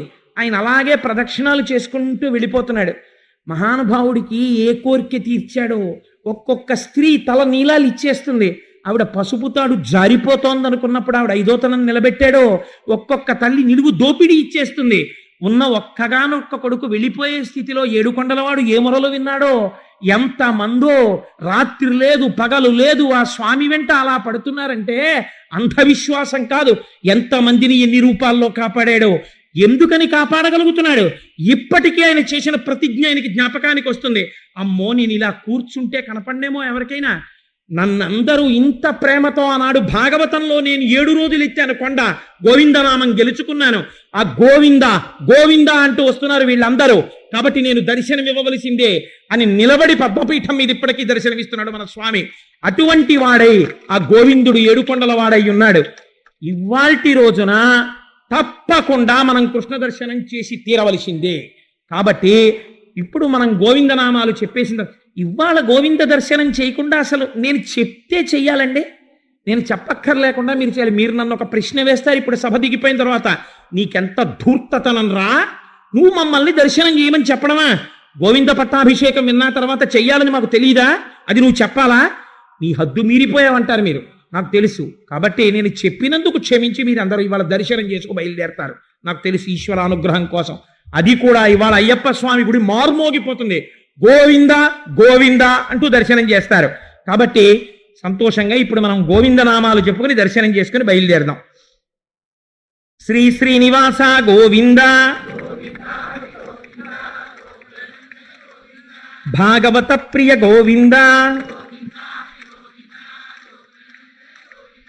నిత్య నిర్మల గోవింద, గోవింద హరి గోవింద, గోకుల నందన గోవింద, పురాణ పురుష గోవింద, గోవింద హరి గోవింద, గోకుల నందన గోవింద, నవనీత చోర గోవింద, గోవింద హరి గోవింద, గోకుల నందన గోవింద, వజ్రమకుటధర గోవింద, గోవింద హరి గోవింద, గోకుల నందన గోవింద, గోపీజనల గోవింద, గోవింద హరి గోవింద, గోకుల నందన గోవింద, గోవర్ధనోద్ధార గోవింద, గోవింద హరి గోవింద, గోకుల నందన గోవింద, దశముఖమర్దన గోవింద, గోవింద హరి గోవింద, గోకుల నందన గోవింద, పక్షివాహన గోవింద, గోవింద హరి గోవింద, గోకుల నందన గోవింద, వానర సేవిత గోవింద, గోవింద హరి గోవింద, గోకుల నందన గోవింద, విరోధిమర్దన గోవింద, గోవింద హరి గోవింద, గోకుల నందన గోవింద,